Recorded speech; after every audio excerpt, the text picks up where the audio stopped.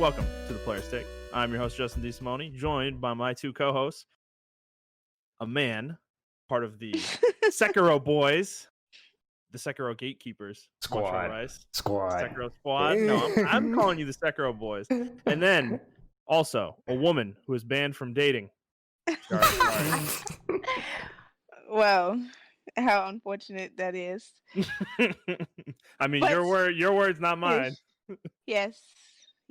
I mean, are you satisfied? I came up with individual nicknames this week. You know? Yes. I feel like a lot of thought was put into it. Give me like a 2-week cool down, all right? You know, and maybe next week you'll have. We'll see. It depends.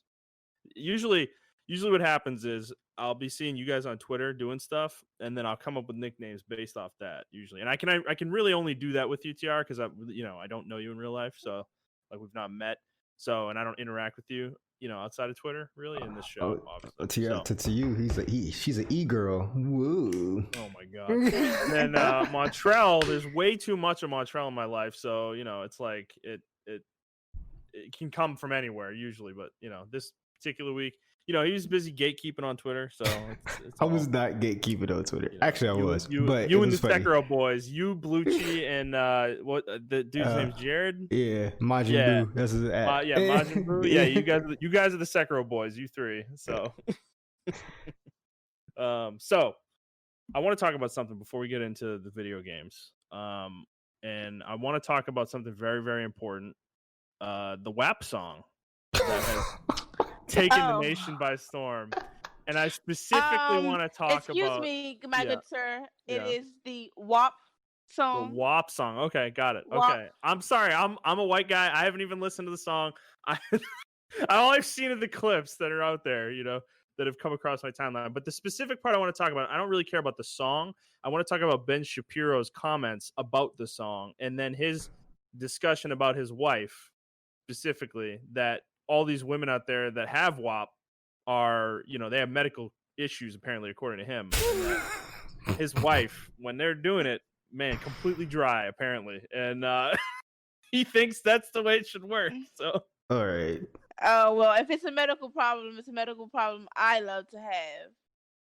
Wait, you want to be dry or you want to be WAP?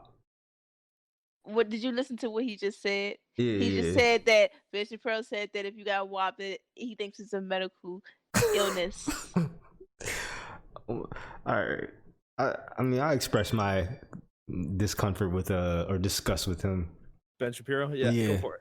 Yesterday, but I don't know, man. Doesn't he seem? First, like, why would you say that on the internet? Like. You admitted that you do not get your wife aroused. It is the funniest self-own I've ever seen. And this dude, I mean, he's not going to be fazed by it, obviously, because he's got no self-awareness. But, I mean, I'm going to be honest, though. Ben Shapiro is our fault. Like, he is what you get when you empower nerds. Because he is legitimately the nerdiest motherfucker imaginable. Like, he's that nerd that we all knew in high school who was like belligerently self-righteous about everything. They thought they knew everything about everything, and they weren't like embarrassed by anything they did, like they wore their nerd badge proudly on their chest, which is perfectly fine, but like they were like annoying, that annoying just nerd. Just from the way he talked about it and the way he read the script and everything. Oh my god. The way he talked about sexuality and women and all this stuff. This is what I predict. And this may be out of line. You can call me anything you want to. I think the man lasts like 2 minutes in bed with his wife. And I think she has like a whole fucking arsenal. Like, I got rifles, right? She has like a back room, like Batman. You press the button, right? And it opens. And then she goes down to a cave. And it's just nothing but dildos along the wall. Yep. She got dragon dildos. Yeah, she got dragon. She got BBC. She got the white ones. And the everything. White ones. She's got the micro ones too, dude. The micro ones. She got the pocket rockets. Yep, the little pocket rockets, right? And it's just there.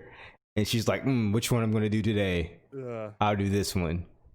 So I hope she has, like, if they have children, or if they did already have children, I hope she has a sexual conversation with them and not him, because he's gonna be like, son, you know what you gotta do? Just go in there, Bop. God. And they're not supposed to get wet for you, son. They're not supposed to get. That's a medical condition. You might want to go check yourself out if you get a girl aroused. And they're gonna be like that, like. I'm just thinking about the way he talked, Aiden. The way he read the script for the song, he was like, "Wet ass p word." You know, it's like fucking bro. Like you just, what? Like you can't say pussy. Like come on, man. Like and he wouldn't say penis either. It was, and yet he's saying ass. He's saying ass the whole time. I'm like, what's the difference? Like, and penis is actually, the medical terminology. Yeah. Yeah, he's a special character. Definitely. I never paid attention to him really. This is really like threw him in my line of sight. And I can understand why people hate this guy because he sounds like a fucking, oh my god. Yeah, he's that dude you play board games with that's like trying to rules lawyer every single move that you do, you know? Like he just doesn't shut up. Like he won't just play the fucking game, you know? He's that guy. That's what I like the song, but now I'm tired of it. But not because of the song, but because everybody talking about it, and they're not talking People about writing whole dissertations about the song. And it's like dudes too. Like I don't understand. From my point of view, when you want a song like this, there are plenty of girls out there who's like, "Oh man, this song get me in the mood." As a dude, wouldn't you want that? Like, oh. She playing this song, I know it's about to go down tonight. But there's so many dudes like saying, well, if my daughter listened to this, like, bro, I'm pretty sure your daughter already listened to plenty of songs like this. And then there's other dudes saying women shouldn't be talking like this. But we got a whole bunch of rap songs about dudes talking about how big they dick is. Like, so it's like, I don't care. Like every rap song. Yeah, it's every rap song. Like, I don't care. They can be talking about like civil rights. Oh yeah, I'm Martin Luther King. Dick's big as fuck. Like, it's like, bro, what? Come on, man. What are you talking about, bro? I almost want to do a study on it. Can they go a minute without talking about how big their dick is? Like in any song. It's crazy. So it's like, yeah. If women want to talk about they vagina, they pussy, whatever you fucking want to call it, whatever you want to call it, pussy, vagina, wop. Cooch, cooter, yeah, right, whatever it is, snatch. Well, don't do it. I don't care. It's none of my business. Yeah. Well. Yeah, I'm glad we could cover that topic. It's really important for the show's demographic, I'm sure. And Ben Shapiro. We just lost half our listeners. Definitely, right there. I'm about to say I'm definitely interested that you brought it up, Justin. Normally that's a Montrell thing. Whoa, what the fuck was that? Very interesting that you brought that up. Well, Tiara, you didn't tell us what you think of Ben Shapiro. Does he annoy you? Do you even? I actually didn't even know who he was. I had to, while you were all speaking, I was looking on Twitter to say, who is he? Yeah. Doesn't he just look like somebody who would? Yeah, I mean, he's a clown, obviously. If it's a medical condition, it's one I love to have. Yeah, I mean, he doesn't know what he's talking about. He's an idiot. I can't believe he has a radio show. But I can't believe he has a wife. I know. So there are women for everyone out there. Yes. Take solace in that. If you're a lonely man out there, Ben Shapiro has a fucking wife. Right. I'm about to say that's why you shouldn't be a rapist. There are plenty of women out there. Right. Someone out there for you. I just Ben can't believe Shapiro his can wife get is one, then we all can. Can't believe his wife doesn't get wet from him. Like, how that sex? And they're must like be painful. boasting about it. They're like boasting about it out there. Like that. That sex must be painful as fuck. I know. Oh my god. Like what? That must be the most. No wonder why he's angry all the time. No wonder he's mad. That's why he's mad. They probably don't have sex. That's probably like that. Like he doesn't even know. That's probably a thing. Yeah. Like he probably doesn't even know what goes on down there. He's just fucking talking about what he thinks. So. How do you have a kid then? Like, I don't know. He has a kid. I thought they had a kid. That's confirmed. Maybe I don't know. Breaking news: Ben Shapiro has a kid. I think he does. I think you're right. Yeah, I think he did. I think even the kid was out there like defending him too. So, yeah. Yeah, this is definitely a L for conservatives right now. But hey, it is what it is, man. They don't think so. Nothing's, according to them, nothing's an L for conservatives. But no, I can't even put down conservatives because there are some conservatives I look at. I'm like, oh yeah, he or she gets down. Like I can tell, right? But like him, I'm like, nah. It's not like that. Like I look at George Bush. I can tell in college he used to get it on. Like oh yeah, he used to get a lot of ass. Like I could tell. You know what I'm saying? So definitely. George Bush is like he's got that personality. He definitely does. So all right, enough for the nonsense. It's been like 10 minutes. I'm sure people have already tuned out. So this is, just to reassure you guys, this is a video game podcast. And it's one that posts every week. We promise. 6 a.m. Central Time on Fridays on Apple Podcasts, Google Podcasts, Spotify, Stitcher, and your favorite podcast app of choice. I'm fucking myself up because we fucked around for so long. We also post on YouTube on Mondays, 6 a.m. Central Time as well. And I'm not going to forget it this week. Let's Plays, Brigandine, Legend of Runercia, my Let's Play series has been going live every other day on YouTube. So check that out as well. I think we're up to episode 7 went live today. So yeah, check that out as well. All right, let's get started like we always do with what we've been playing. Who wants to go first? Me. Go for it, Tiara. Okay, so this week seems to have went longer than normal. I guess that's because I got my gameplay out early in the week. Well, you platinumed Ghost of Tsushima, right? Yes, I did. I platinumed Ghost of Tsushima. I was very diligent in playing the game. Charles, go fuck yourself. Tiara, I'm sorry to interrupt you. Did you see the picture he just put in the Discord? Montrell put the picture, the meme that's been going around of the Smithers with Ben Shapiro's face like over his face, and it's the one where Smithers is like crying as a woman's like grinding on him. And yeah, that epitomizes what I think Ben Shapiro's personality is, basically. So sorry, continue, Tiara. Yes. So I was very diligent in playing Ghost of Tsushima. Mm-hmm. And yeah, I beat the game. And let me tell you, the ending of the game just made me cry. It was so good. All right, please don't spoil it. That's all I was going to say. What are your non-spoilerly thoughts on the game as a whole? I liked it.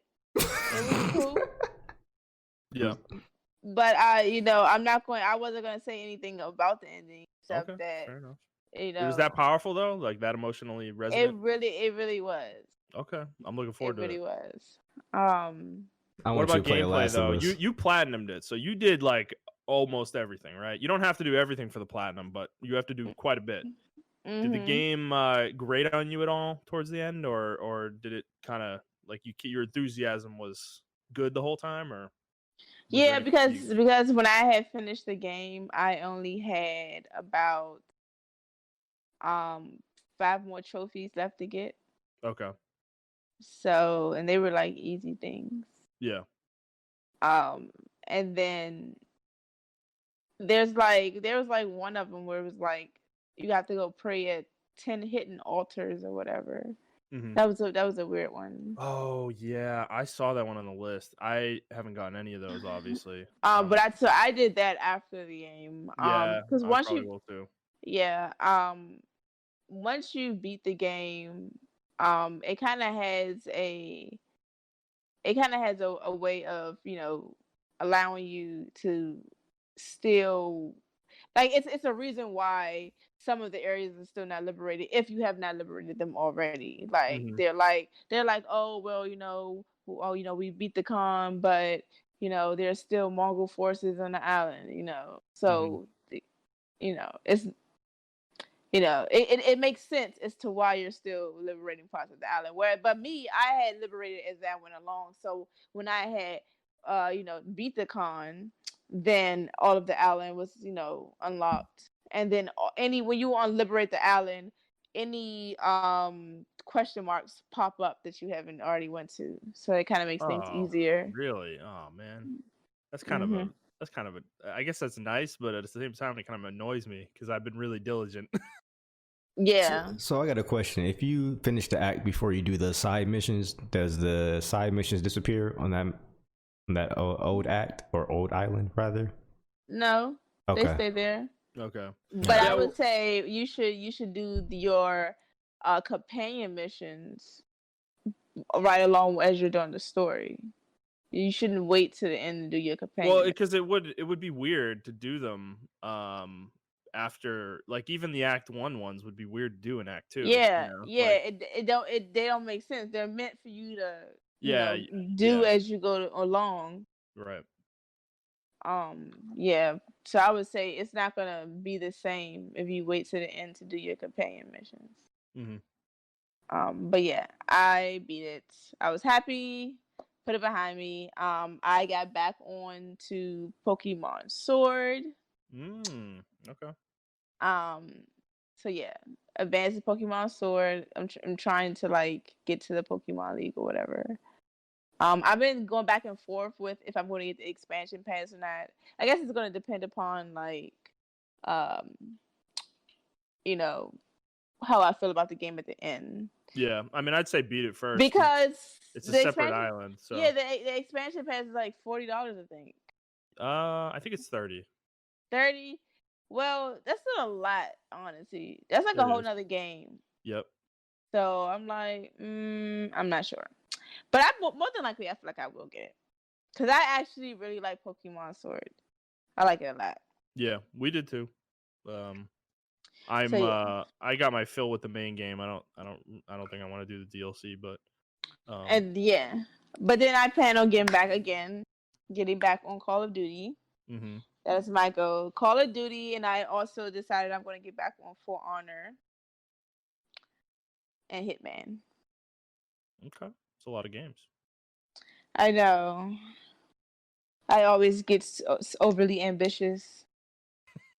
I'm kind of in the same boat. So, all right. Well, is that all you've been playing, or that is all I have been playing? All right, Montrell, what about you? I'm still playing Ghost, and I am back on League of Legends heavily now, like full on. Degeneracy mode activated. So I'm gonna start streaming twice a week because I think I got my chops back. So okay. I'm on my way to platinum as we speak. But I am playing Ghost of Tsushima. I had to slow down on it. Yeah. And now I'm back on it again. I don't want to say I got bored with it. I just kind of burnt myself out the game. That's what it was. It's not boring at all. I just burnt myself out by playing it like 35 hours straight. You talking about Ghost? Yeah, Ghost of Tsushima. Yeah. Right. But I'm gonna hurry up and finish it so I can start playing other games I want to play. I gotta finish my backlog and stuff like that. I don't think I'm really gonna be playing any more games this year. Like new games? Yeah, I don't really think I'm gonna play any new games this year. I mean, that's gonna be tough, but I mean, because y'all probably both of y'all are gonna hate me, but I am just not really excited for Cyberpunk, and that's just my opinion on that. And that's all I gotta say. First of all, hold up. Time the fuck out. Time out. Such a contrarian. Time out, because first of all, Montrell, you're a hypocrite because, like the first or second episode of me doing this, you were definitely just as excited as we were for Cyberpunk. So now all of a sudden, you're not excited for Cyberpunk? They released more gameplay footage, and then you're not excited for Cyberpunk? They released more gameplay footage. I watched like the 45-minute stream. I wasn't really too impressed with it, and I don't know what build they were using or whatever. I don't know. It just when I saw it, I wasn't impressed by it. I'm like, all right, it looks pretty cool, but I guess. And then, I guess you was going to end up with egg on your face, like Ghost of Tsushima. And then you say the same thing for Ghost of Tsushima. And then, before I was rudely interrupted, and then they took away the wall running mechanic. So I'm like, all right, I guess that kind of kills my melee builds I'm gonna do, and be like, cool. So, and then I just keep reading, so they still tweaking the melee mechanics, and I don't know. The game looks cool, but it's just like, the more I watch it, the more I'm like, it looks like it's gonna be a really good game, but it's not gonna be for me. And that's just my opinion on it. Okay, I'm gonna say something, because we're gonna talk about a game that got delayed later. But I don't know if Cyberpunk is coming out this year. I'm still skeptical about this. Like, I'm not sure it's gonna come out this year because I saw the same thing you were talking about them saying that melee, like they're not happy with melee combat, and I'm like, dude, you guys, this game's coming out in 3 months. Like, you got to be printing discs at the end of October. Like, you're not happy with melee combat. Like, what are you even talking about at this point? Like, I mean, I don't know, man. I'm a little like I know they've been doing previews and shit, and like people have played preview builds, and they've been doing all this PR with like the Night City Wire streams and all this shit, and then like, Yeah. but that doesn't mean they can't delay it again. Like, I know they're pumping a lot of marketing dollars out there right now, but I don't know, man. I don't know if it's gonna be ready. I don't know if it's gonna be ready for November, and like. I understand where you're coming from. The way they've been talking about the game definitely is making me be like, I don't know if this game's gonna come together the way we all expect it's going to. You know? Yeah, and that's probably why I'm de-hyping myself, because I'm expecting it to be on a level of like I played the first Deus Ex, the rebooted version of Deus Ex, and I like that. Human Revolution, and I'm kind of expecting it to be like that, but on a larger scale. And that's not fair to put it on that game, but that's the only game I can really compare it to as far as like, you know, settings and what they're trying to do and RPG mechanics and other stuff like that. Well, yeah, gameplay style and too, right? Gameplay style as well.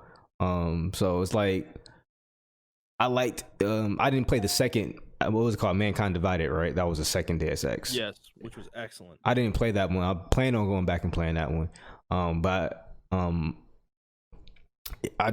I don't know, when I'm looking at this game, I mean, now granted, I do have a chip on my shoulder by the game because it's not in third person. I don't see the point of customizing your character if it's not third person. If it's third person, or if it's not third person, I really don't see the point of going in depth. Like, oh, you can change your genitals and you can make them big and small. Like, I can't see it anyway, except for if I look in the mirror. Like, that's cool. I think you can see it. I think you can see it. You can change your genitals and make them bigger and smaller and all that shit like that. I think you're gonna be able to see it during cutscenes. But I'm not sure. All right. I mean, I guess, but yeah. I mean, that was a big turnoff for me. That was a big turnoff for me. But I kind of got over it, like I said, because I played Mankind Divided since that news came out, or not Mankind Divided, Human Revolution. Played Human Revolution since that news came out, like last year or whatever the case may be, when they first revealed the game. And I got over it because I'm like, all right, I can play a first-person RPG and still feel like I want to feel playing the game. But even with Human Revolution, when you take cover, I believe it goes to third person, right? Or maybe I'm thinking about a different game. No. The weird thing that Deus Ex is a little weird with the way it does first person, because when you do assassination kills, like stealth kills, the game comes out of first person. And that's true. That's what it is. Yeah. Yeah, which is strange. So yeah, but I don't know, maybe, like I said, Deus Ex is going to have more of that, or not Deus Ex, but Cyberpunk is going to have more of that. Maybe that's why they're putting all the customization options in there. It just doesn't make any sense for me right now. Like, I don't really get why you can do all that if you can't see yourself 85% of the game, if that makes any sense. Yeah, I know what you mean. Yeah. Because it's like cosmetics in Overwatch, dude. I never understood why you would spend money on cosmetics in that game, because you can't see your fucking character. Like, you see everyone else's characters, you know, you see their skins, but it's like you don't see your own, so what's even the point, you know? Exactly. Yeah, I don't know. So I know what you mean there. And yeah, I mean, I'm not worried about the game. I'm just like kind of, I don't know, I'm a little weird about it right now, because I mean, yeah, with I know we're gonna talk about this later, but Halo getting delayed kind of like opens the door that, like, if Halo's getting delayed, like, I feel like any game could get delayed at this point. So it's like, because that was supposed to be the fucking game for the launch, you know, of Xbox Series X. Yeah. And yeah, so I don't know. I understand where you're coming from, but all right, you've been playing anything else? No, that's it. Okay. I've also been playing Ghost of Tsushima. Very hard, actually. I kind of took like a break last week, like a pretty significant one, like 6 days probably. I got a little burnt on it when I got to the end of Act 1, like towards the end of Act 1, because we'll talk about this more deeply in the spoiler cast for the game. But I do think the game's like pacing is a little not great at certain points, and Act 1 specifically. Like, I just think there's too much shit to do in Act 1, and the game like doesn't give you enough missions to fill the map out, you know, in a way that makes like exploration organic, you know. There was a lot of like manual fog clearing at the end of Act 1 for me, and it just wasn't very fun. So I got a little burn on the game, but I got back into it. Act 2 is like way better with that. So I'm actually almost done with Act 2 now. Yeah, I'm really enjoying it. I'm still playing on lethal, and it's still challenging, even with all the upgrades you get, but it's definitely mitigated at this point. Like my health is like high enough where I can probably take like 3 or 4 hits depending on the enemies. And the amount of shit you have in this game that allows you to one-shot enemies is just like fucking absurd. Like the toolkit they give you is so broken, you know. It's like all the basically almost every ghost item enables you to one-hit kill people. You can use your bow and arrow, which has like that concentration time. Getting headshots with that is super easy. Then you get like ghost stance unlocked, and that's like 3 free kills basically. Standoffs are basically free kills. It's like the amount of shit you have to just kill like legions of enemies is pretty insane. It's not like a detraction from the game, but it's definitely not like anybody comparing it to Sekiro or Dark Souls or even Neo is like you're way off base with that. Like those games don't give you these kind of tools, you know, where you like throw a kunai at an enemy and that's an insta kill. It's like it doesn't like it. Yeah, no, that doesn't really happen. So I am still having fun with the duels though. They are very enjoyable. I'm running out of them though. I think I only have one left of the Ronin ones, and I'm sure there's more in Act 3, but you know, I'm trying to savor them at this point. So I've gotten to the point though that I'm just like posting all of my gameplay of them on Twitter when I beat them, because it's like I almost like I'm doing it for myself just to like record it all and have it. So yeah, the game's really fun though. The story's definitely picked up a little bit for me too. I do like some of the stuff that's happened in Act 2. So I also started trying out. I'm sure everybody's heard of this game, Fall Guys, which is like taking the world by storm. Basically, I decided to give it a shot since it's free on PS Plus this month, and this game's fun. It's a very stupid, fun kind of game. It's not something that's like I'm gonna be like obsessed with probably, but jumping in there for a game or two every night is not is like pretty enjoyable. It's so basically it's like a it's structured like a game show. That's like the theme of it, is that you're playing in a game show that has like 5 rounds, and you're up against 59 other people, so 60 players total. And you have to do specific challenges basically. Like there's different games that you play every round. Like the first round is always like a race to the finish, and the first like 35 or 40 people to get to the finish qualify for the next round. And then the next like 3 rounds are kind of like randomized. There'll be mini games of some sort, whether it's like a team game or some sort of survival game where you have to like run on like a rotating platform and not fall into like some lava or something like that. But then the final round is always usually it's either one of two things. You have to like get a tail from somebody and hold the tail for the duration of the match, or you have to be the first person to run up an obstacle course and get to the crown basically and grab the crown. But the game is like really silly because like the character you're playing is like really immobile and like has weird physics and just gets like fucking tossed around by things. So it's like a really funny game to just like play. I honestly, my wife was watching me play it last night, and it was like it was actually pretty fun. Like she ended up playing it herself because it was just so it's like stupid and goofy. Because I was one of the obstacle courses has these like rotating kind of arms that rotate, and if they hit you they'll fucking launch you, dude, and your character just gets like tossed and like rolls around and shit, and then just gets like thrown off platforms. It's pretty funny. So I do like the game. I think it'll be more fun to play with people I know for sure. So I mean, if you guys decide to pick it up, like it's free to download on PlayStation for PS Plus, so let me know if you get it, because that'd be fun. But yeah, I'd recommend it if you have PS Plus. I mean, like I said, it's free. Just give it a shot at this point. It's definitely a fun experience. And otherwise, I've been playing Brigandine, of course, still, but not much more to say there. So check out the Let's Plays if you want to see my gameplay. All right, let's move on to the news. So we have a few things that happened this week. One of them, let's start with this one. Dr. Disrespect. We talked about a few weeks ago, back in June, that he got banned from Twitch, and nobody knew why. Doc didn't even know why himself. And he came back to streaming this past week. He is now on YouTube streaming, and he did this like big hype stream the day before he actually went live, and he was like just playing music and like voiceovers and shit for like the whole day. It was really funny actually. But then he came back on, I think it was Thursday or Friday, and streamed for the first time, and he did have comments on the Twitch ban, and he said basically he has no idea. He still has no idea. What is Twitch doing? They haven't told him shit. They never contacted him about the ban. Like, they just banned him straight up. Like, they didn't even send him a generic, like, blah, blah, blah, blah, blah. You've been banned for, breaking our rules of conduct or whatever on Twitch. Well, now he's on YouTube.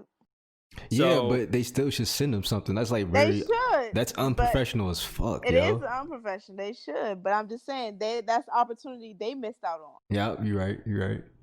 Yeah, and I mean, at this point, they're probably not going to tell him. I'm sure there's a lot of legal back and forth happening related to it, because I feel like at the very least have to tell him why he was banned. Like, it feels really, like you said, Montrell, it's just unprofessional, like really immature, and like it feels like they're not. It feels to me like they're not justified in what they did, and they're trying to cover it up. That's kind of what it feels like to me. Like I said before, I think someone went rogue on the ban button and just banned him.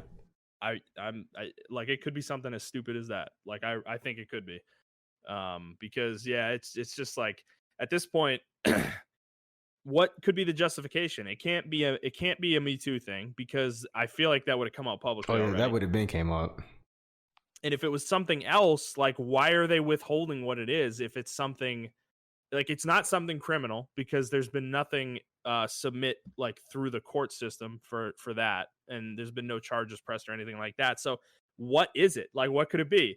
And I just feel like at this point it's something that like Twitch does not want to get out there, and the weird part about it for me, though, that I don't understand is because when he was first banned, there were all these motherfuckers out on Twitter going around talking about how, like, oh my god, I learned why Dr. Disrespect was banned, and man, it's really bad, guys. Like, and I'm like, I'm pretty sure all of you were lying, because Doc doesn't even know. So, like, how did you find out?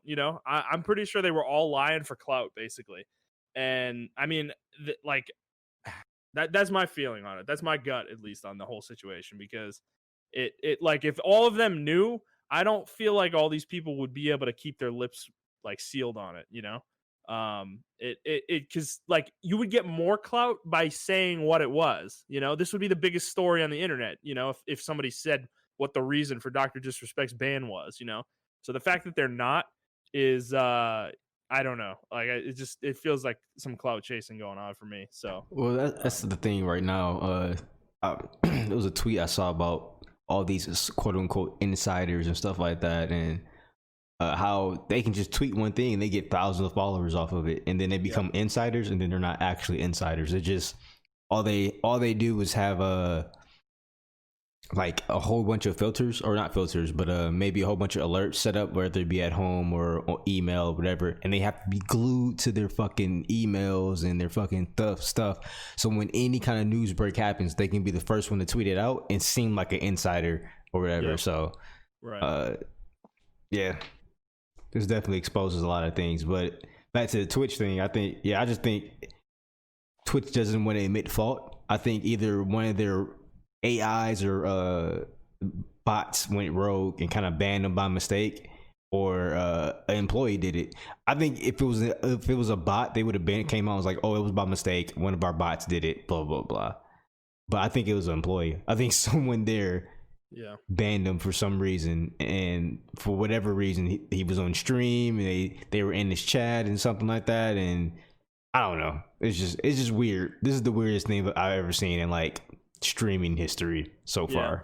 Well, and the money that was tied up with him with Twitch, like he had just signed like a multi-million-dollar deal with Twitch, and that's kind of the weird part from Twitch's perspective, like that's why I'm not 100% on board with the idea that it was just something stupid that they're trying to like cover up, because why would they give up what the amount of like viewership he brought to the platform, just to like protect themselves? It seems kind of dumb. So that does lend credence to the idea that there is something there, but I just like some of the other things though point to there being nothing there, and it's kind of a really fascinating situation for me at this point. But he's back on YouTube and he had like 125,000 people watching him today.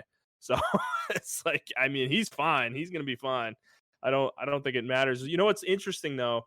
I did notice because I watched like an hour of his first stream, and he came back and he is no longer sponsored by G Fuel. And he is actually got sponsored by Mountain Dew's Game Fuel. They're like an Wow. energy drink. And yeah, so he got dropped by his sponsors, and I think a couple of his other sponsors that were big sponsors for him dropped him as well. So What's going on? that is an interesting wrinkle to it that makes me think something serious did go on here. But it might have just been reactions from those companies though, because they might not know what happened, but they might just assume it was bad because of the timing of it, because it was surrounded by all that Me Too stuff on Twitch. Yeah. And they may have just assumed it was something along those lines, and we're just trying to like get in front of it before it came out, and then it never came out. So it's like, yeah, it's kind of, yeah, it's a wild situation.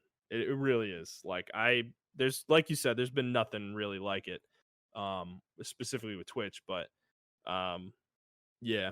Well, it's weird because it happened right after that Mixer thing. So it was like, right. maybe they felt like they didn't need him anymore and they just banned him. I don't know. They were sick of dealing with him. Yeah, maybe they felt like they just really didn't need him anymore. Yeah. I mean, it could be as simple as that, but they would have came out and said that. But that's why I think, I mean, that could be a possibility. I do notice a lot of people streaming on YouTube now, and they're streaming with their music because YouTube doesn't have that DMCA thing with the stream.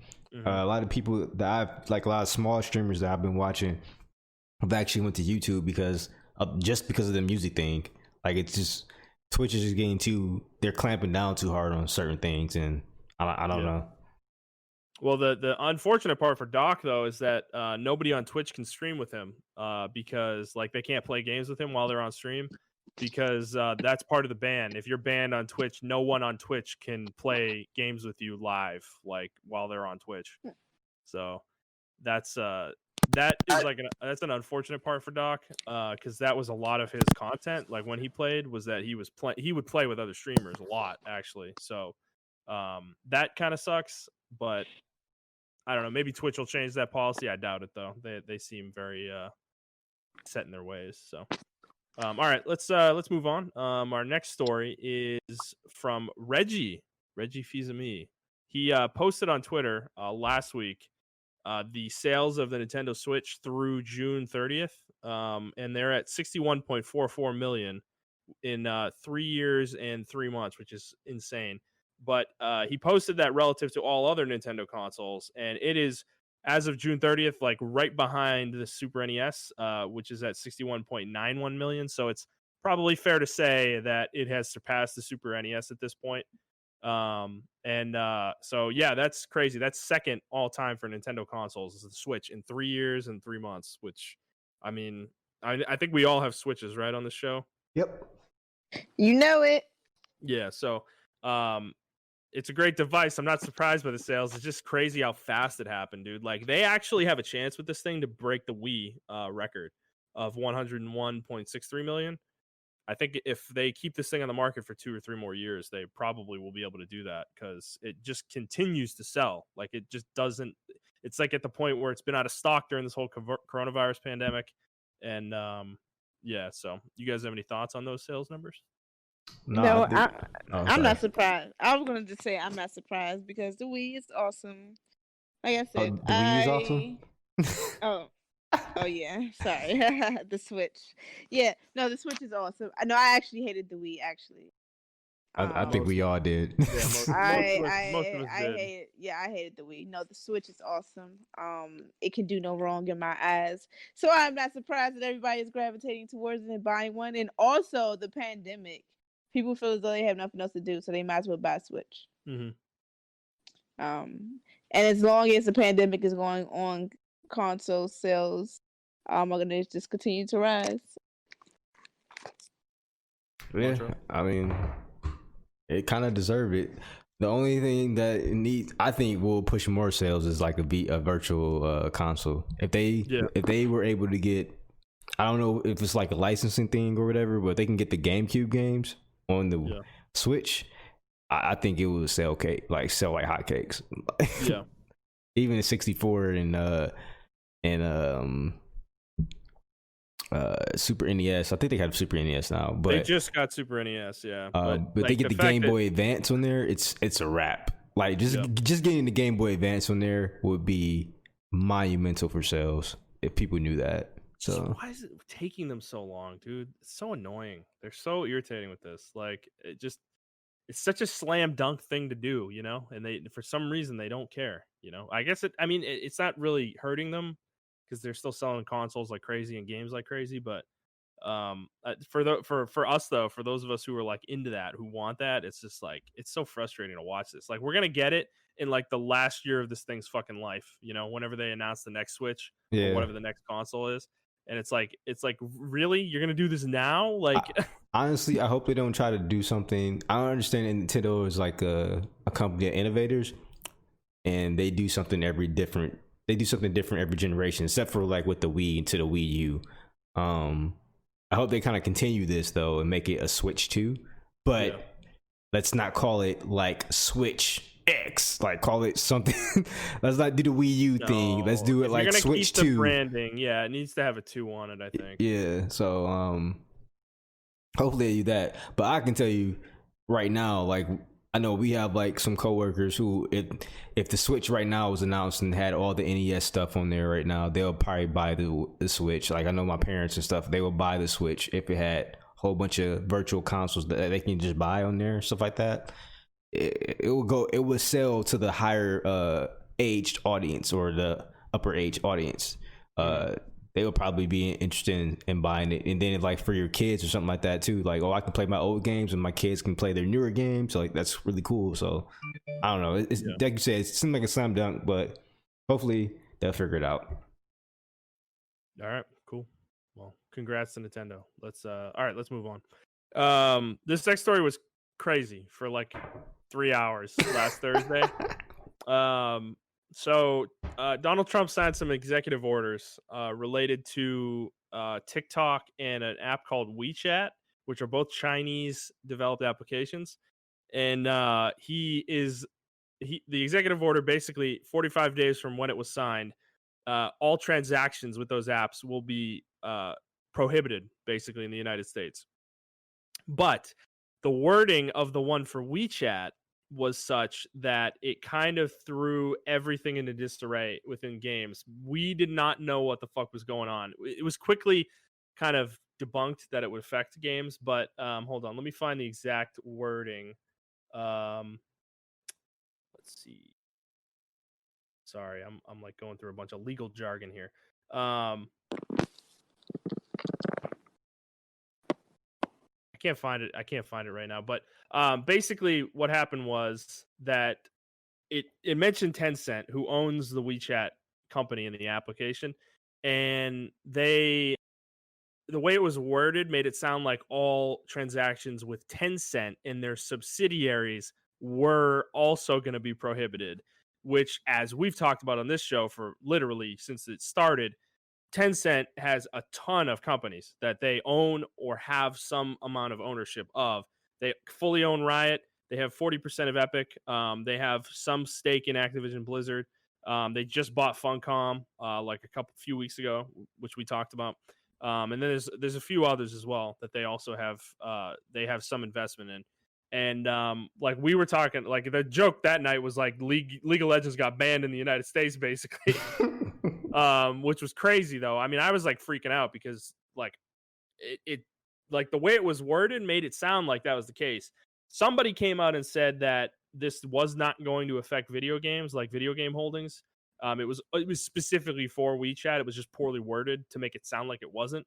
But there hasn't, like, I think the White House did confirm that, but there hasn't been a lot of reporting in the games industry beyond the initial slew of reporting about the actual executive order. But I mean, I notified both of you guys immediately when I saw this. Like, what were your thoughts when this was going down? I thought, yeah, that's his election. Like, that's what I thought. And I'm like, this is crazy. Like, this is going to affect a lot of businesses. They only got 45 days. I figured they're going to try to do some like legal maneuvering, like moving companies around and stuff like that, and try to get past that ban. Mm-hmm. But I also thought, like, I was surprised too when I was on Twitter that no one knew who Tencent was, and this is why I want the podcast to get bigger, because we've been talking about them since day one. How many moves they're making and things of that nature. Like, I think we when they acquired Activision Blizzard, right? We were on top of that. So I think that was like one of their biggest purchases when we were covering them. Well, when they invested in Bungie too. Oh, so yeah. They didn't buy any shares, but they gave them not 1.5, but they gave them 150 million. And then a couple months later, Bungie was like, "Hey, we're independent now." So, no one talks about that, and we still don't know what kind of games they're making for Tencent, or if Tencent even wants games from them. So it's just, they do have their hands everywhere, like everywhere. They're like the Sons of Patriots off Metal Gear. They're just everywhere, man. Like, I don't know. I mean, for me, I was just thinking to myself on the lower level of, TikTok was just growing on me. TikTok was it gave me Vine vibe. So, all the funny videos, people are so creative. And so when the thing came out, I was like, man, TikTok about to go away already. Well, they might get purchased by Microsoft. That's the rumor. And this order would allow that to happen. So, like, if no, Microsoft's gonna ruin it. If Tencent sells TikTok or WeChat to somebody else, then it wouldn't be affected by this. Basically, like somebody outside of China. But I did find the section here about Tencent, so let me read it. So Section 1A, the following actions shall be prohibited beginning 45 days after the date of this order to the extent permitted under applicable law.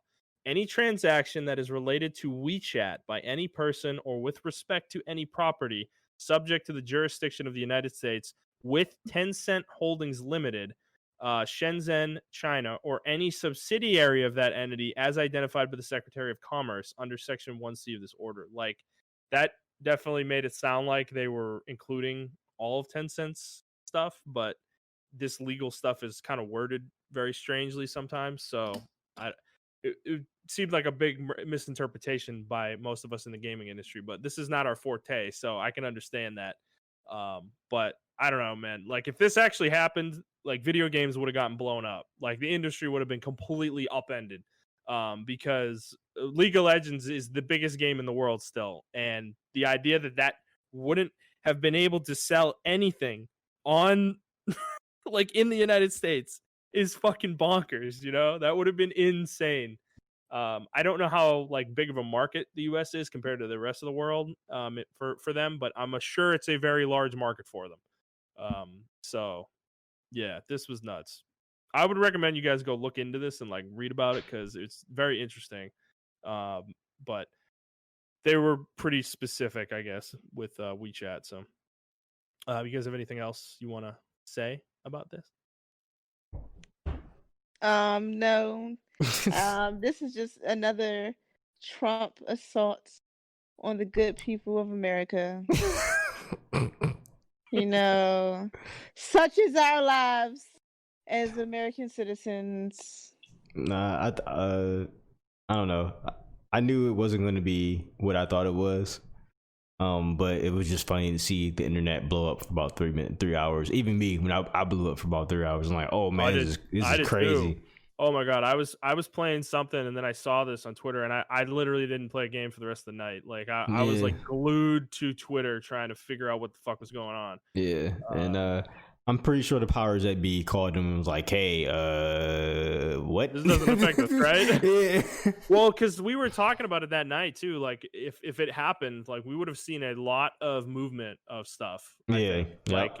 Like companies might have been sold. Like there might have been a lot of companies being sold in the industry. So yeah, but I guess it's probably a good thing it's not happening. But the thing is, the fact that they already did this with TikTok and WeChat does mean that it's possible at some point that this could happen to these companies. Yeah, I was gonna say that if the game company gets I don't want to say, I don't want to sound racist, but like, I guess, yeah, if the game company gets taken over by like Tencent, which is a Chinese company, and Trump is still president, years like 2 or 3 years later, I can see this happening.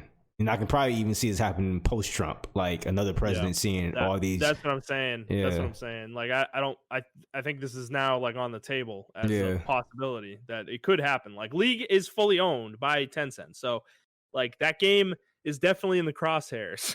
Yeah, I can definitely sure. see them banning League of Legends or banning other games, especially if like things get tense or something like that. They can just ban stuff. If they start doing things with it too, and like, you know, people find out they're like trying to mine people's data through that game or something like that could definitely kick something off. So it's something we'll be keeping an eye on for sure at this point. I'm glad we've been covering Tencent because yeah, this was very funny happenstance. So all right, let's move on. So Microsoft has had a bit of a rough week, I'd say. You know, they had their little game showcase a few weeks ago, and we'll start with probably, I'd say this is probably the smallest story of the three that we have related to Microsoft. But so they have been trying to get Xcloud and Game Pass on mobile devices, and iOS, like Apple devices, were one of those. And Apple came out this week and said that no, they're not going to be able to have Xcloud on the App Store unless they get every single game basically individually rated and approved. They have a statement actually. So, quote, the App Store was created to be a safe and trusted place for customers to discover and download apps, and a great business opportunity for all developers. Before they go in our store, all apps are reviewed against the same set of guidelines that are intended to protect customers and provide a fair and level playing field to developers. Our customers enjoy great apps and games from millions of developers, and gaming services can absolutely launch on the App Store as long as they follow the same set of guidelines applicable to all developers, including submitting games individually for review and appearing in charts and search. In addition to the App Store, developers can choose to reach all iPhone and iPad users over the web using through Safari and other browsers on the App Store. So that was their response. And then Microsoft released a statement after the fact as well. Quote, our testing period for Project xCloud preview app for iOS has expired. Unfortunately, we do not have a path to bring our vision of cloud gaming with Xbox Game Pass Ultimate to gamers on iOS via the Apple App Store. Apple stands alone as the only general purpose platform to deny consumers from cloud gaming and game subscription services like Xbox Game Pass. And it consistently treats gaming apps differently, applying more lenient rules to non-gaming apps, even when they include interactive content. All games available in the Xbox Game Pass catalog are rated for content by independent industry ratings bodies such as the ESRB and regional equivalents. We are committed to finding a path to bring cloud gaming with Xbox Game Pass Ultimate to the iOS platform. We believe that the customer should be at the heart of the gaming experience, and gamers tell us they want to play, connect, and share anywhere, no matter where they are. We agree, end quote. So, man, they're going at each other. What do you guys think about this? So you can only, Apple Cloud Gaming, they will only allow it if it was going through the Apple Cloud thing? Well, I'm sure that they'd allow their own shit through. But this affects Stadia as well. So Stadia is not going to be able to be on iOS either. Oh, that makes sense. That's like Google and that's Android. So, I mean... But unless Google wants to go through the individual review process for every game. That's stupid. Now, that part's stupid. Well, that's the part that's the problem, because Microsoft would have to go through so much paperwork. I mean, think about how many games are on Game Pass, like hundreds. You know, like I think it's 100 to 200 or something like that. That's crazy. And then whatever games they add in the future, they're going to have to do this every time. Like, and then Apple's going to do their thing where they're going to find problems with individual games, and like Microsoft's going to have to like fix that somehow, even though it's not their games. A lot of them, it's like, no, that's just completely absurd. Like Apple's, in my opinion, doing this specifically just because they want to block Microsoft from having their service on the App Store. That doesn't make any sense though, because you have users who are like myself who have Xbox, and I am going to invest in Game Pass, but not for like the cloud. But that would have been an bonus to it. But now I can't use it because you're denying me as the Apple user to play on. Yeah. You know, that it just. So are they going to do this with like I'm pretty sure Sony has something like that, like a remote play in place or something like that. I'm pretty sure they have something like this in the works. No, that's already a thing. You can remote play, I believe, through iOS, with your PlayStation 4, like currently, So and they have no problem with that. Apparently. All right. Yeah, no, that's my point about this. I'm pretty sure they're just targeting Microsoft and being like, "Fuck you, we don't want your shit on our store," you know. Because yeah, I can't see a reason why they wouldn't want this on there. Like their reasoning is questionable with this. You know, I don't know. Tiara, what do you think? I just think that, when it comes to like IPs and stuff, it can get so complicated. I just think to myself, we should just all be friends. How come everybody just can't share? And we can have everything on all these platforms, and I get that, it can be a bit difficult. But see, I think that the Game Pass is a winner. I kind of feel bad that Microsoft is holding back on the cloud part, because I saw some of my friends who are like Xbox enthusiasts. I saw some of them tweet about how excited they were for the mobile gaming part. Essentially, you plug a little screen into, or you plug the controller into a little screen, and you're able to play the games on a go. I thought it would be kind of literally plugging it into your phone, I think. Yeah, but you're supposed to be able to play whole games though, right? Yeah, no, any game. I'm pretty sure right? any game. Yeah.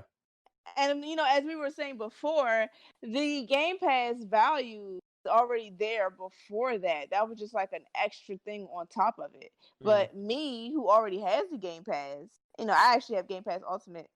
I was like, oh, that was kind of like a cool feature. Yeah.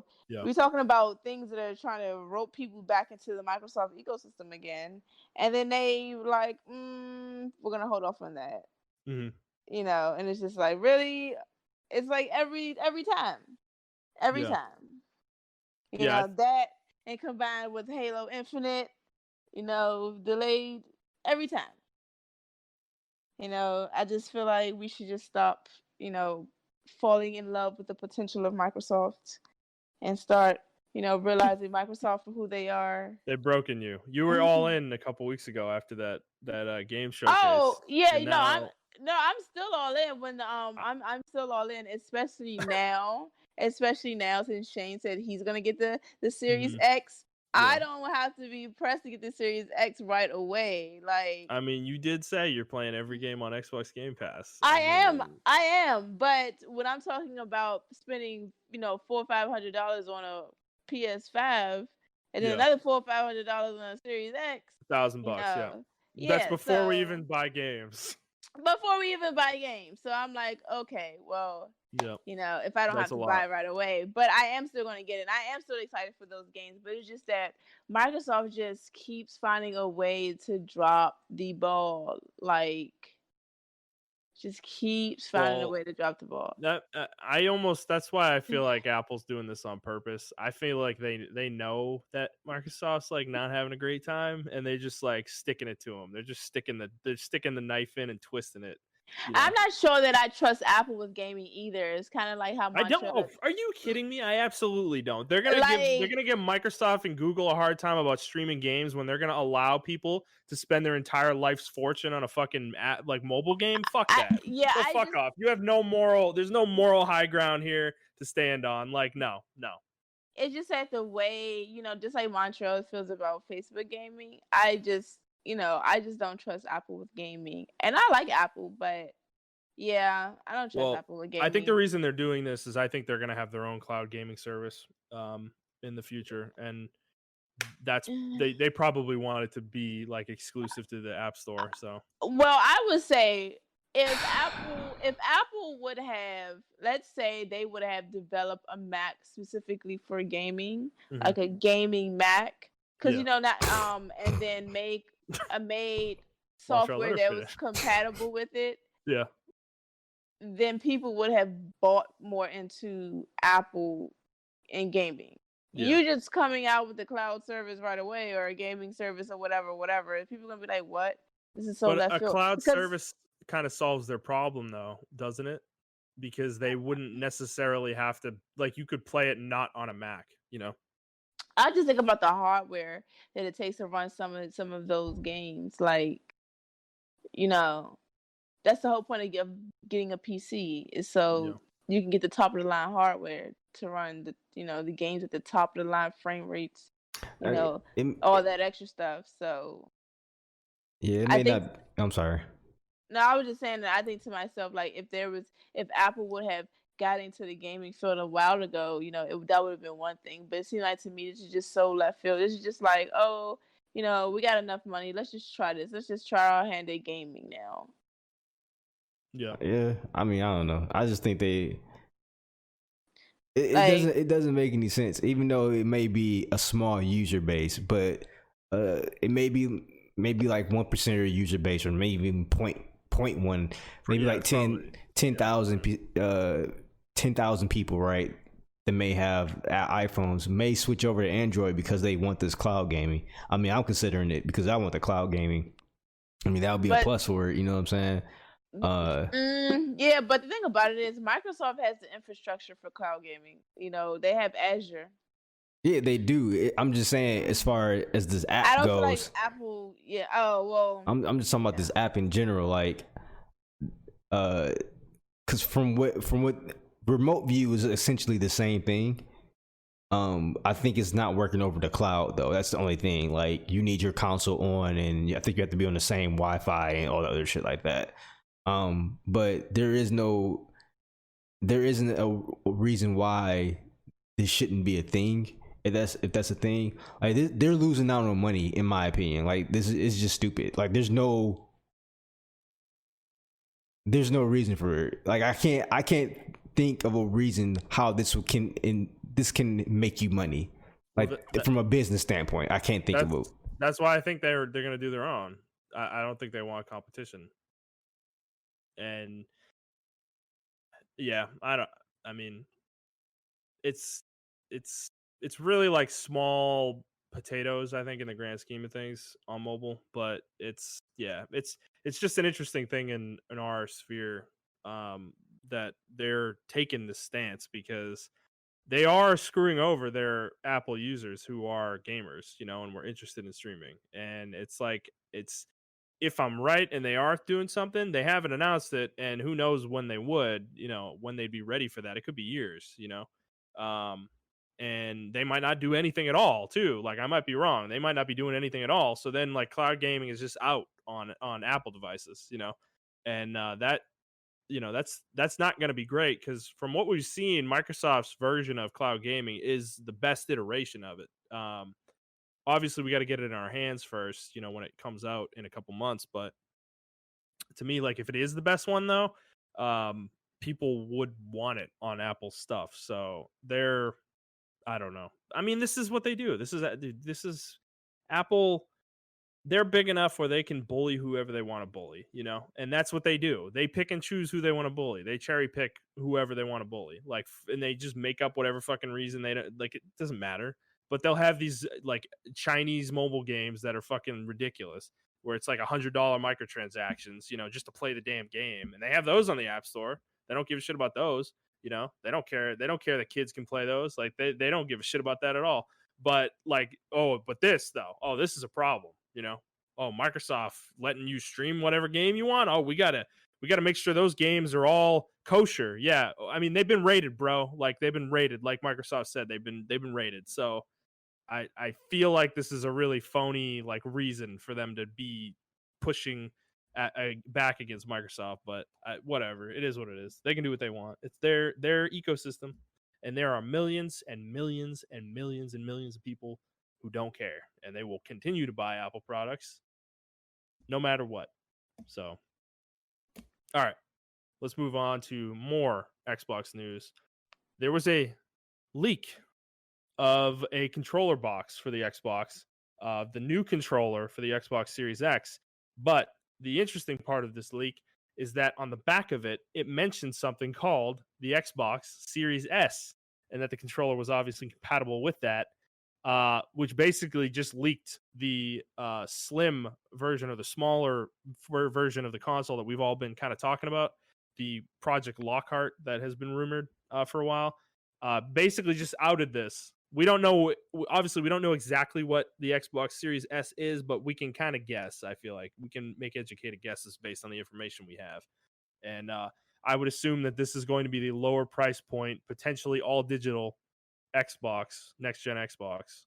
I mean, does this surprise you guys at all that this is a thing? No, because Nope. there's the One S. There's a One S, and then there's a One X.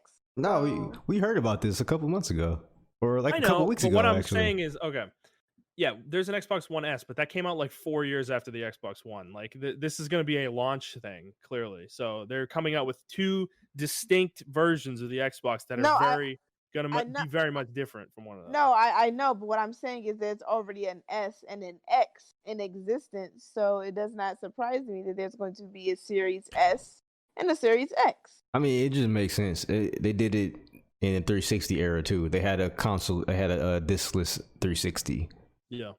So I mean, they're doing it earlier, but I mean, I kind of already knew they were gonna do it because they did it with the 360. They did with the Xbox One, and it only makes sense to do it with the Xbox Series. So yeah, and their whole goal is to get inside the house no matter what. So whether it be the expensive model or the inexpensive model. So I mean, it just makes sense. Well, they did confirm that the console's coming out in November. They didn't give a date, but they confirmed it was in November. I didn't put this in the news because it's not newsworthy, because we knew it's coming out in November. It's going to come out between November 10th and 20th. I'm just going to continue to say that. It's the most obvious thing imaginable. It might not be the same week as Sony. Whatever week Sony picks, Microsoft's going to pick the other week. Like, that's probably what's going to happen. So, like, I everybody was like, "Oh God, it's coming in November." Like, yeah, if you have half a brain, you should have known it was coming in November. Like what we need to know is the price, and these motherfuckers won't tell us the damn price. Like, stop playing chicken with each other. We're done. Just tell us what it is. Like what is this? It's not gonna blow our minds. Like, we just need to know what the damn price is. Sick of this shit. I'm over it. Okay, we're like 3 months out, guys. Like, let's do it. All right, you're not like one of you is not gonna one up the other by being $50 cheaper. It's not gonna be that big of a mind blowing deal. But whatever. Let's get on to the other Microsoft news. This was the really bad news that we've talked about a couple times, but let's talk about it in depth here. Halo Infinite was announced to be delayed to spring of 2021, and there was a statement from 343 Industries on this delay. So, quote, "Today, I want to share an important Halo Infinite development update with the community. We have made the difficult decision to shift our release to 2021 to ensure the team has adequate time to deliver a Halo game experience that meets our vision. The decision to shift our release is the result of multiple factors that have contributed to development challenges, including the ongoing COVID-related impacts affecting us all this year. I want to acknowledge the hard work from our team at 343 Industries, who have remained committed to making a great game and finding solutions to development challenges. However, it is not sustainable for the well-being of our team or the overall success of the game to ship it this holiday. We know this will be disappointing to many of you, and we all share in that sentiment. The passion and support the community has shown over the years has been incredible and inspiring. We wanted nothing more than to play our game with the community this holiday. The extra time will let us finish the critical work necessary to deliver the most ambitious Halo game ever at the quality we know our fans expect.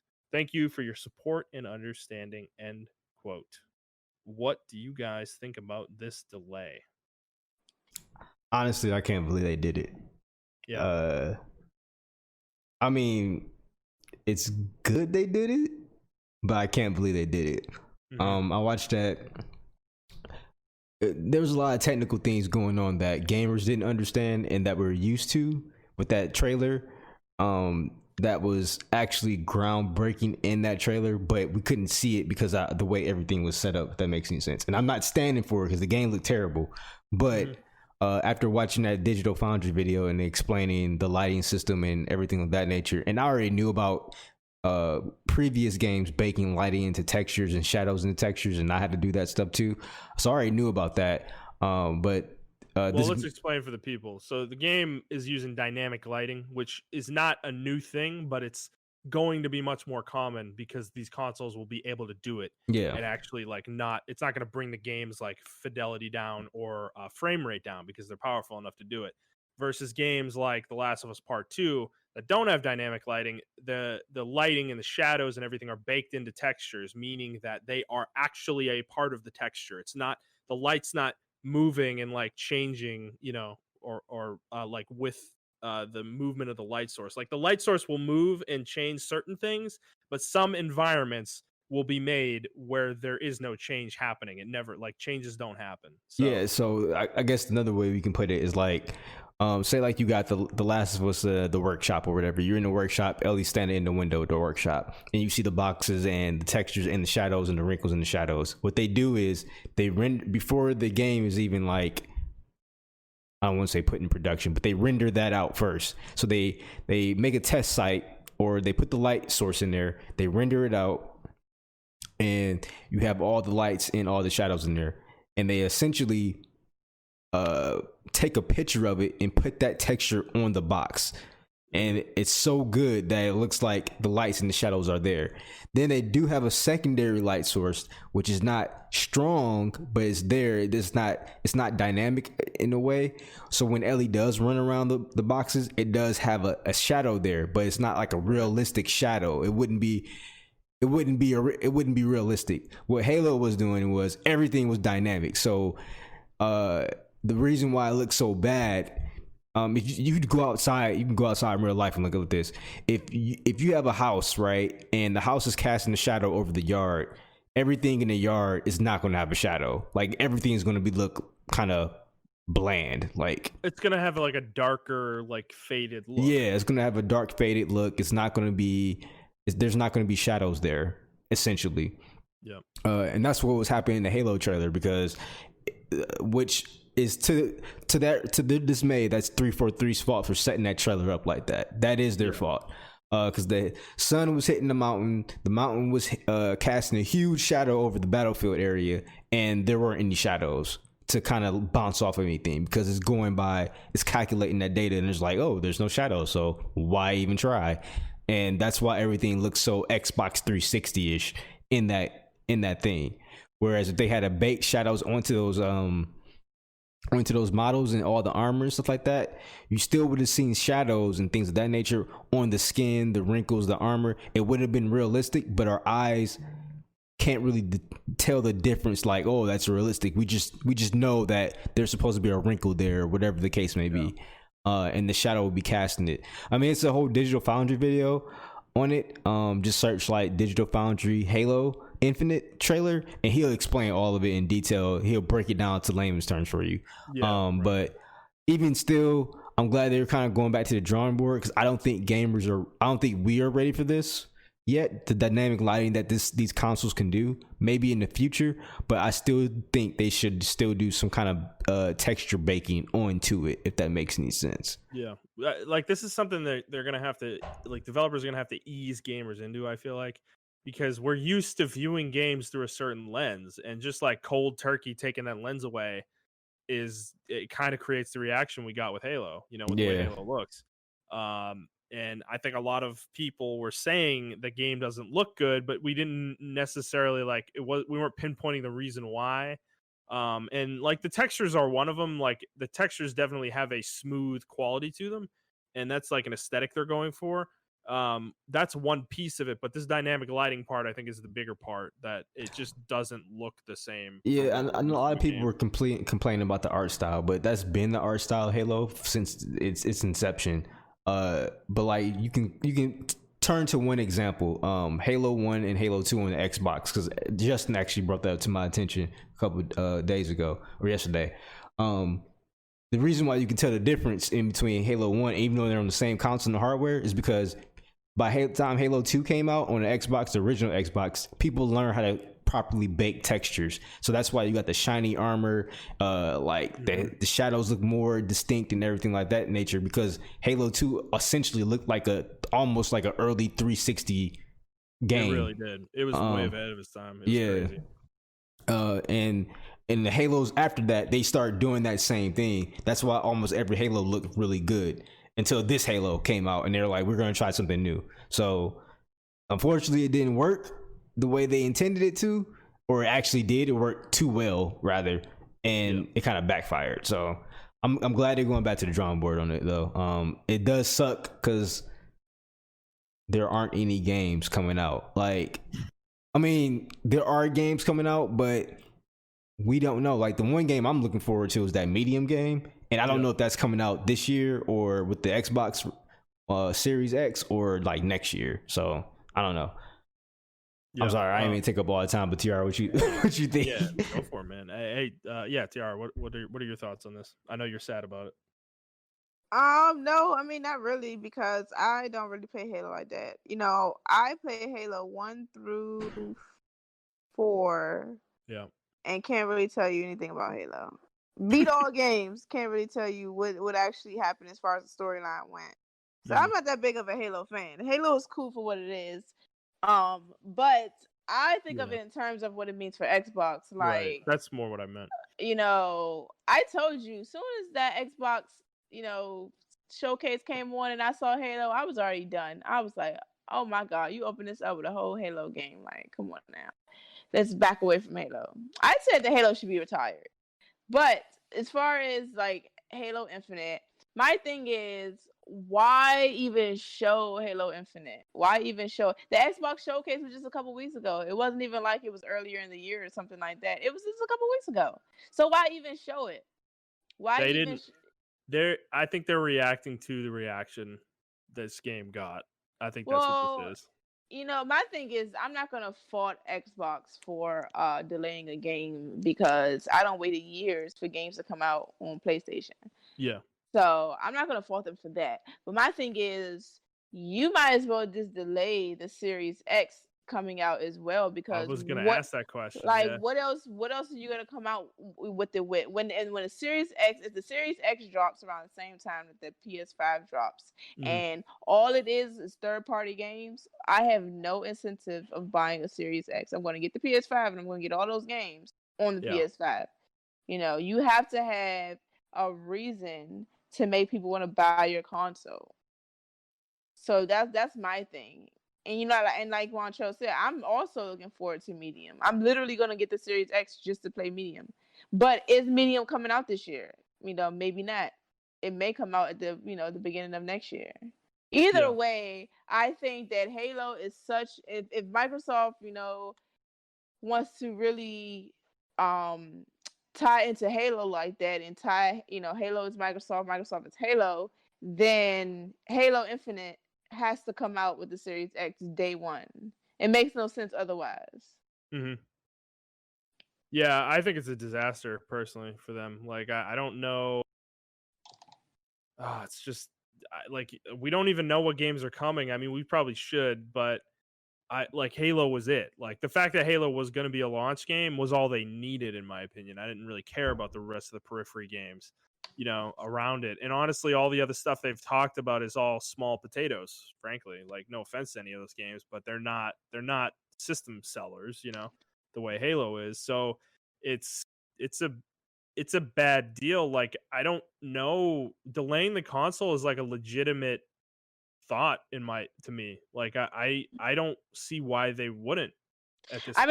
And then it's not gonna matter in the long term. Delaying it won't. No, delaying the console in a couple months, it's not gonna matter. Delay it into March or whatever. Like, the Switch launched in March, and that thing's fucking took off. So, like, you can do it. You can release a console in that time frame. It doesn't have to be a holiday thing, Well, I mean, the PS3 released a whole year later, and they still caught up. It might be a benefit to them to get away from PS5 now, because, like you said, when consumers are going to go into the store, right, and they're gonna have the option of Xbox Series X and the PS5, and what is going to make them buy an Xbox now? There's besides, like, because Microsoft came out with a statement or whatever, at the same day that this was released, that this was delayed or whatever, and they were basically like doing a lot of lip service about, like, oh well, Halo's not going to be there, but we've got hundreds of games on Game Pass, and we've got, hundreds of games in backwards compatibility that you can play. And then we have this game and this game that are coming. And it's like, you guys are like, clearly this is a problem for you, that you have to come out and tell people all these games that they can play on day one of the Xbox Series X launch. Like, this is bad, so It's almost like, what have they been doing? I understand completely. Once again, game development is hard. It's almost like, though, what have they been doing for the last 3 years? Not the development companies themselves, the development studios, because they get what they have to get. You know what I'm saying? They pitch what they have to pitch. They got to work what they got to work. But why hasn't Microsoft, over the last 5 years, they could have been doing the Game Pass thing and working on 4 launch titles just in case Halo, wasn't hitting it. right. Like, we could have, 3 or 4. You don't even have to have a first party. It can be a second party or third party game. Like, we don't have to. It can be a timed exclusive. Like, that can save you. But like that I don't know if we're gonna get some more news, in September or something like that, about more games coming out for Xbox Series X that's gonna be exclusive to it. I understand their motto of like, we want everybody to play games, whether it be from Xbox One to Xbox Series X, and I was on board with that. But now it's like, that can't be the backwards compatibility thing. As much as I love it, and I say to the rooftops, I think that's the greatest thing they've ever accomplished in this game generation, which forced other people to like look at backwards compatibility. It forced Nintendo, it forced PlayStation to look at backwards compatibility as it's no longer an option. It's a necessity. Yeah. And Xbox did that, but that can't be the only thing progressing your console. I'm not going to buy your console. I can just still play your games with Xbox One. I can buy a PS5, but I'm not going to buy your Xbox Series X until you have something that's like, yo, this looks good on the Xbox One, but you can do this on the Xbox Series X, and it's exclusively made. It was designed for the Xbox Series X. Like, that's what I want. And right now, the Game Pass is not doing it for me. The backwards compatibility is, like I said, it's a huge plus, but it's not a console seller in the way that's like, I want to get rid of my Xbox right now. Like, that's not it. Like, if I had a choice, I would buy the PS5 over the Xbox if they came out right now. Like, I would buy the PS5 hands down right now, and I'm still going to buy the PS5 hands down right now or later on. I think they should just do the PS3 route and just delay it by a whole year. Like, I think that would be the best thing they can do. I mean, or they can do March, but then again, if they do March, what games are coming out in March that can go alongside the Xbox Series X? All we have is 2021. We don't have March 2021. We have 2021. We don't know. By a year. Is that doable? They could probably pull it off. They can. I think PlayStation do it. If PlayStation can do it with the PS3. Well, yeah, right. I was gonna bring that up because the PS3 got delayed like literally at like the final, like the 11th hour. Yeah, and it was delayed a full year, and it ended up being the right decision, even though that the console had a lot of issues at launch. Like, it would have had even more issues if they had just released it in 2005 alongside the Xbox 360. It probably would have been even worse. So I don't like it. Yeah, because if you think about it, right? If you give 343 another year for Halo, that's probably enough time for them to fix whatever issues they need with the lighting, make the game look a little better, like change some things around, and then it's definitely enough time for the rest of the studios to start getting some games lined up for launch. Delay all those games you showed, and they may yes, they can run on Xbox One, but that's not the point. Delay them all the way into the Xbox Series X, and then give me incentive on buying the Xbox Series X. When I walk into the store, I want to walk in, or when I buy it online, I want to click the shop Xbox Series X and then 3 games, because that's every console generation. I do that. I buy the game console and I buy 3 games with it. So I think they should just delay it by a year. Like, that's just my opinion. You was about to say something, Tiara? Yeah. I was gonna say, just to go back to Justin's point, I disagree that the other games are small time, because when the Xbox One was like announced and Rise Son of Rome was the game, a lot of people bought an Xbox One for Rise Son of Rome, which actually, it's actually pretty sad, because to me, Rise Son of Rome was it has such great. Actually, it's still a really good game. It's just super short, but I think about the thing that you could do in a game that was so cool, like with the Connect voice integration. That was so dope. Microsoft has all of these great ideas that, if they would have just stuck with them, they would have been blown Sony out the water. Like, I remember playing Rise. I don't know, did y'all ever play Rise in the No, room? I like Rise. It was cool.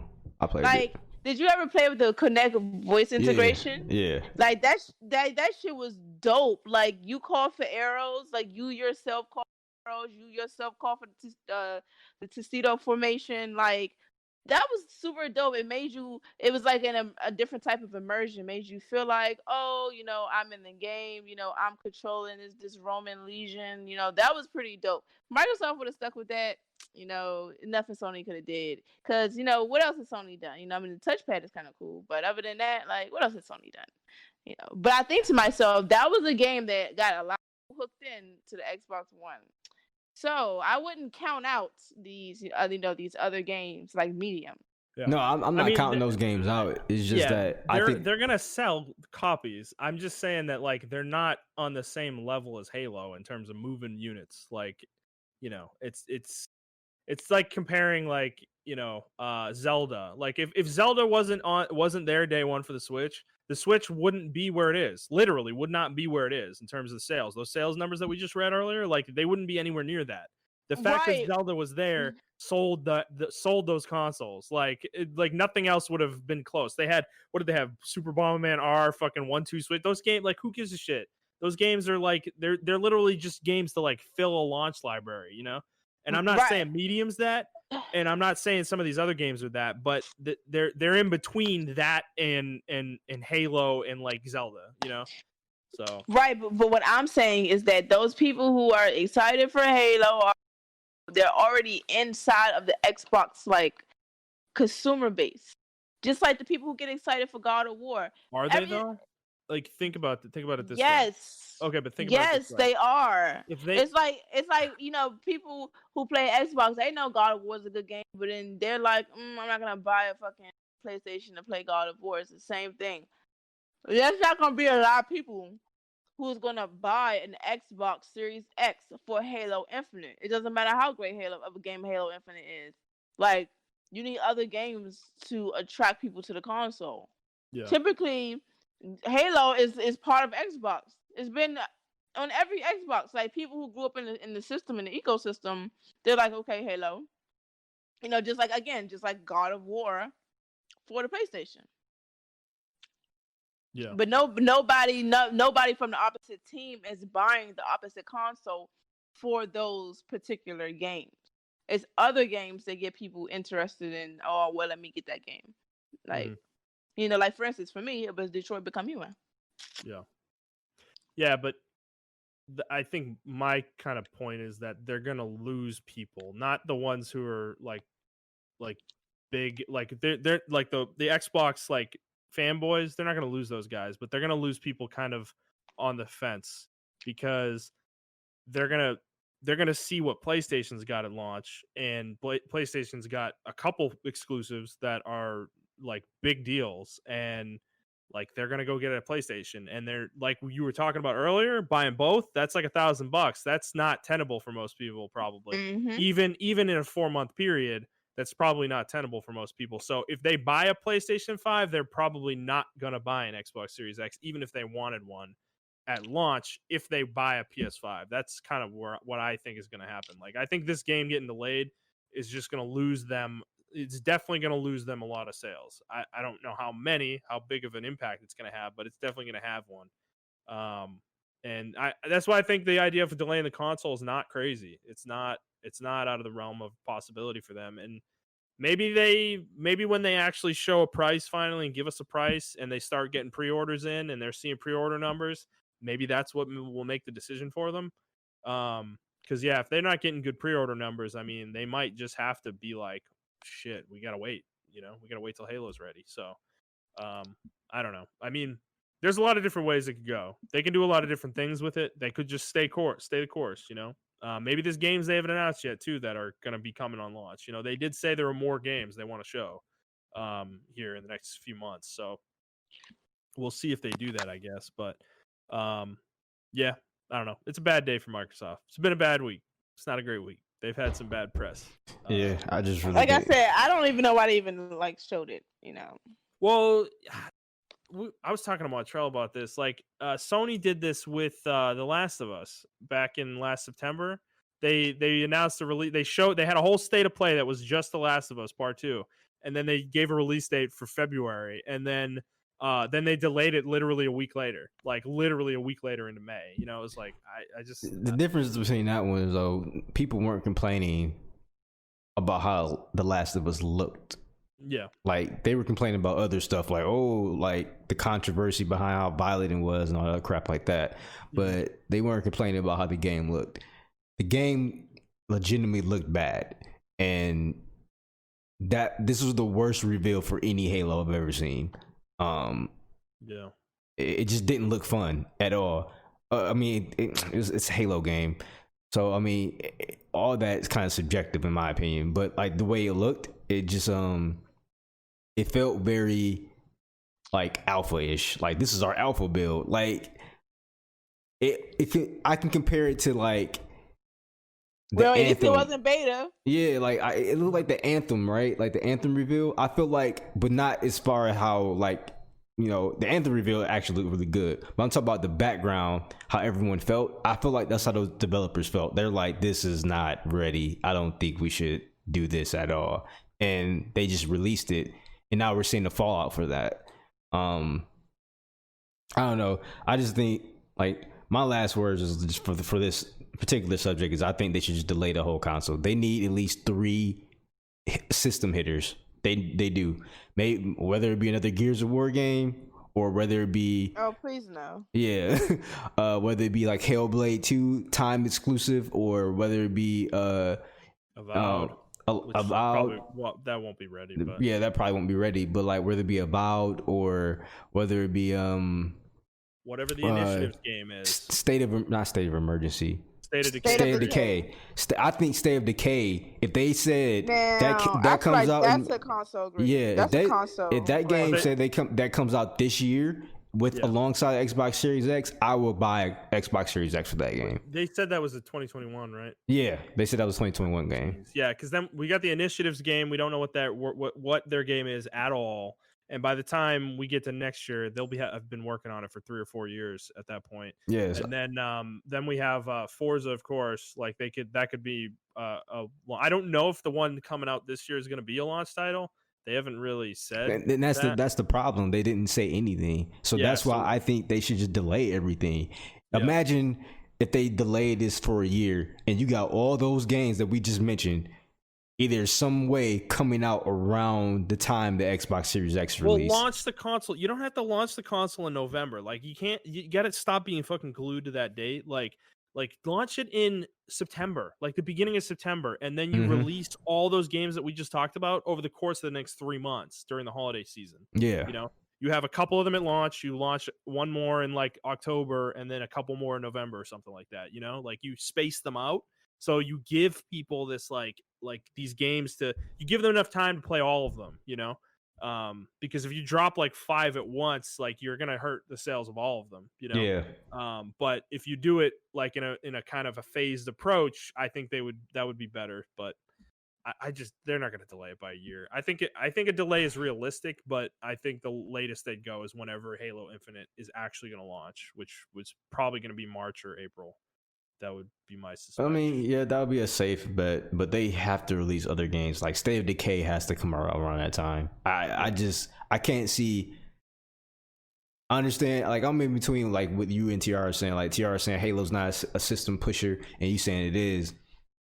I think now it's not anymore. Like that stream or whatever kind of killed that momentum. And even if it does come out and it looks fantastically better, it's like I don't think it's going to push as many units as it would if it looked better the first time.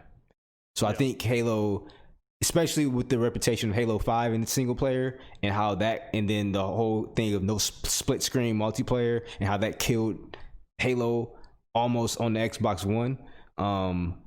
Did it? Do people even still play split screen? Well, you can't play split screen co-op on Halo 5. Yeah, at all. it's like literally not even an option. Yeah, it's not an But option. I know, but that's what I'm saying. But do people even play split screen? Oh, I think Halo players do. Halo do, yeah. Halo players do. That is a long-standing tradition for Halo. I would not even care if it didn't come with no split screen. Well, no, I know plenty of people who are like strictly PlayStation people. But they strictly buy. Like one of my friends, one good friends, he buys a Xbox, and him and his brother every generation used to run Halo campaign because it was just so fun. I did it with my brother as well. Yeah, and I used to do that with my family when I was with them. Like we used to run Halo campaigns all the time with each other, or just play four-player multiplayer. Like it was just a thing to do. So, and I have another friend who did it with his brother, and they would play on like what's the hardest difficulty? Heroic? Legendary. Legendary, yeah. They played on Legendary and like beat the game on that, and it was like so. I know plenty of people that was a big deal to. If it's still a big deal to them, I don't know. I mean, even for me, like I don't live near my brother anymore, so I couldn't play split screen with him. I'd love to do online co-op. I don't even know if that's a thing though, with Halo 5. So I don't know. No, it's not. I mean, it's not. So really, it's not. Oh, that's bad. Yeah. Wow. Okay, that is bad. That's a bad look. But I think the game is. I mean, I don't know what sales numbers have been for Halo in the recent releases, like the 343 ones. I know I don't think they've been that great compared to some of the older games. Yeah, they're still up there, but if you want to compare them to like Bungie Halo titles, then they're not as good, but they're still up there as far as like top selling Xbox games. Yeah. Yeah, but this is their problem. Like I was saying before, the game showcase was like they bought all these studios like 2 years ago and then last year, and it's like they're not showing a lot of the stuff they're doing, and the stuff they are showing is like it's not hitting. The Rare game they showed, and then I completely forgot about that Everwild. Yeah, the Rare game they showed, and then like State of Decay 3 is exciting, but it's not coming out till next year. And then Halo Infinite it was exciting could have been exciting for some people, but now it's delayed. It's like, and then they showed Forza. We don't even know if it's coming out on launch. Is it coming out on October 1st, and then it's going to be on launch? Like, I don't even know. Is it even this year? Like, is it even coming this year? We don't know. And it's like their messaging has been really poor with some of the stuff, and the fact that some of these studios, like, we don't know when Hellblade 2 is coming. In these games are. I understand that games need time to be made, but it's like you needed more for the launch. Like Montrell said earlier, just having Halo, you had no backup plan, and now you're kind of exposed because you don't have anything. Like Forza might be the biggest game that comes out on launch, and that's a big game, but is that coming out on launch? Is that confirmed? We don't know. That's what I was saying. Their messaging has been like really shaky with this, so I don't know. It's a bad day for Microsoft. We'll see. We got 3 months. We'll see what kind of happens here, but as they roll out more stuff, I mean, those controllers are, I think, almost already being like, they're going to be sold soon, the ones that leaked.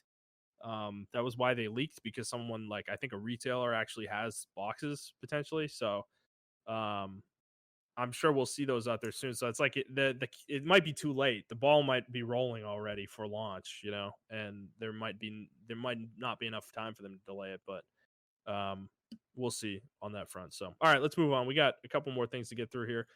So there was a state of play on Thursday for Sony, and it was a fully, pretty much full third-party state of play. I was going to go through every game, but we've been going for a while, so I'm not going to go through every game. I really kind of just want to talk about highlights that you guys saw that stuck out to you with this. Hitman 3 on VR. Yeah. They got a date too, January, right? 2021. Yes, sir. Guess whose birthday's in January? Mine. Nice. But again, we're talking about things that are gonna make people buy stuff. Now, I've been flirting with the idea of getting a PlayStation VR for years. Like, I'm like, is it worth it? Is it worth my money? There's some things that I liked that I thought was cool in the VR, but I mean, right when I saw Hitman on VR, I was just like, man, I never knew I needed something so bad, and I'm going to definitely buy a PlayStation VR, and that's what I'm going to do because I saw Hitman. I'm a big Hitman person. Like, I love Hitman. So yeah, I'm very excited for that. And that's honestly that game, and then the game that they showed at the end of the State of the Play. I can't even remember what it was. Godfall. Yeah, those are the only games that kind of like intrigued me. The rest of them was like a snooze fest, honestly. While Crash Bandicoot is like, oh, it tugs at the heartstrings, nostalgia, whatever. 28-year-old me does not care about a new Crash Bandicoot game. I never played Crash Bandicoot for the storyline. Didn't even know it had a storyline. So as they were like explaining Crash Bandicoot, I was like, I never even knew this game even had a storyline. Never cared about it. So I still don't care about it. Crash Bandicoot is cool. I like the re-release. The Nitro Team Racing is cool. But we don't need a new Crash Bandicoot game, honestly. Like Crash Bandicoot, at the end of the day, is still a child's game, and so many people disagree with you. This game's gonna sell a lot of fucking copies. Yeah, it is. Well, people can. This game's gonna sell more than Hitman. I'm gonna put that on the table. Could be. People be sleeping on Hitman, but all I'm saying is that I just feel like it's still a child's game at the end of the day, and those people who are children did not grow up on Crash Bandicoot.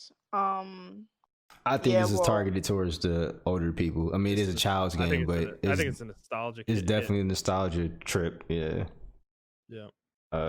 Yeah, my game share partner's probably gonna buy it. Honestly, he does stuff like that. It looks, frankly, to me, it looked pretty good. Actually, I mean, I don't care for these kind of games, but like I said, I'm not saying it looked bad. It looked like a Crash Bandicoot game. I feel like at the end of the day, graphics can only be so good on those type of games. It was alright. But other than that, I was just thinking about all of the indie games that were being played, or they look like indie games, and I was just like, oh my god, this is so boring. Like, that's the one thing I don't say about Microsoft indie games. Microsoft indie games be kind of good. Those indie games that I was looking at and explaining, I was just like, oh my god, I gotta watch. All right, I just 40 minutes of these. Really hard on this. Like, I don't. Spelunky 2 was shown. It got a release date, September 15th. That's a big one. Are you gonna buy it? No, I'm not into that series, but that's definitely a big one. Now, there were two though that came to mind that were shown for me that were very intriguing. One was The Pathless, which was that game where the person with like the eagle was running around with the bow and arrow and like shooting these things to like run faster, and it seemed like a puzzle game, but it has some combat in it as well. That one looked really cool to me. And then the other one was The Pedestrian, which was looks like a platforming puzzle game where you're literally like you're like the stick figure person that's on like a bathroom sign running through like signage. Yeah, and that sounds interesting to you? Yeah, that looked really cool. Are you kidding me? Like, my God. She was so offended when she said that sounds interesting to you. Jesus wow. Christ. Not every game I play needs to be Ghost of Tsushima. Like, I mean, I'm just saying. I guess. Well, I guess that was offensive. If it satisfies your simple tastes. Damn, Jesse, you gonna take that? I don't know what I did to deserve this, man. But she's just taking me down. I think she's sleepy. I have to be sleepy. I have to be like a child. I have to be sleepy. Or, could I just have a refined gaming palette? I mean, you're starting to sound like the Sekiro boys right now. There's a lot of gatekeeping going on right here. Hey, the difference was we were playing, we were joking. Yeah, sure you were. I mean, but you're Twitter didn't think you were. Yeah, I know, but you're like the guy on the bathroom sign and you're running through signage. Like, that sounds interesting to you? Yeah, I mean, it looked cool. You're also, it's a puzzle platformer. So you're also a puzzle platformer. You have to like move signs around to like go into different environments and stuff. Like it's a puzzle game. I mean, the game's not gonna look like freaking like Ghost of Tsushima. Like puzzle games don't look like that. I mean, I'm the champion of indie games over here. That's right. So you don't have to tell me, but I'm just saying, like, that game was a snooze fest. I literally dove off in the middle of like the gameplay. What about Temtem? You Temtem coming to PS5 that didn't do for you? You play Pokemon right now. Come on. This is a Pokemon ripoff game. All of that was just boring. I told you. Outside of the last game that aired and Hitman VR, outside of that, I would argue you're the simple-minded one who just wants action games. That's what it sounds like. Action games? Do you not know how hard Hitman is? Hitman is not an action game, okay? Hitman is as stealth as it comes.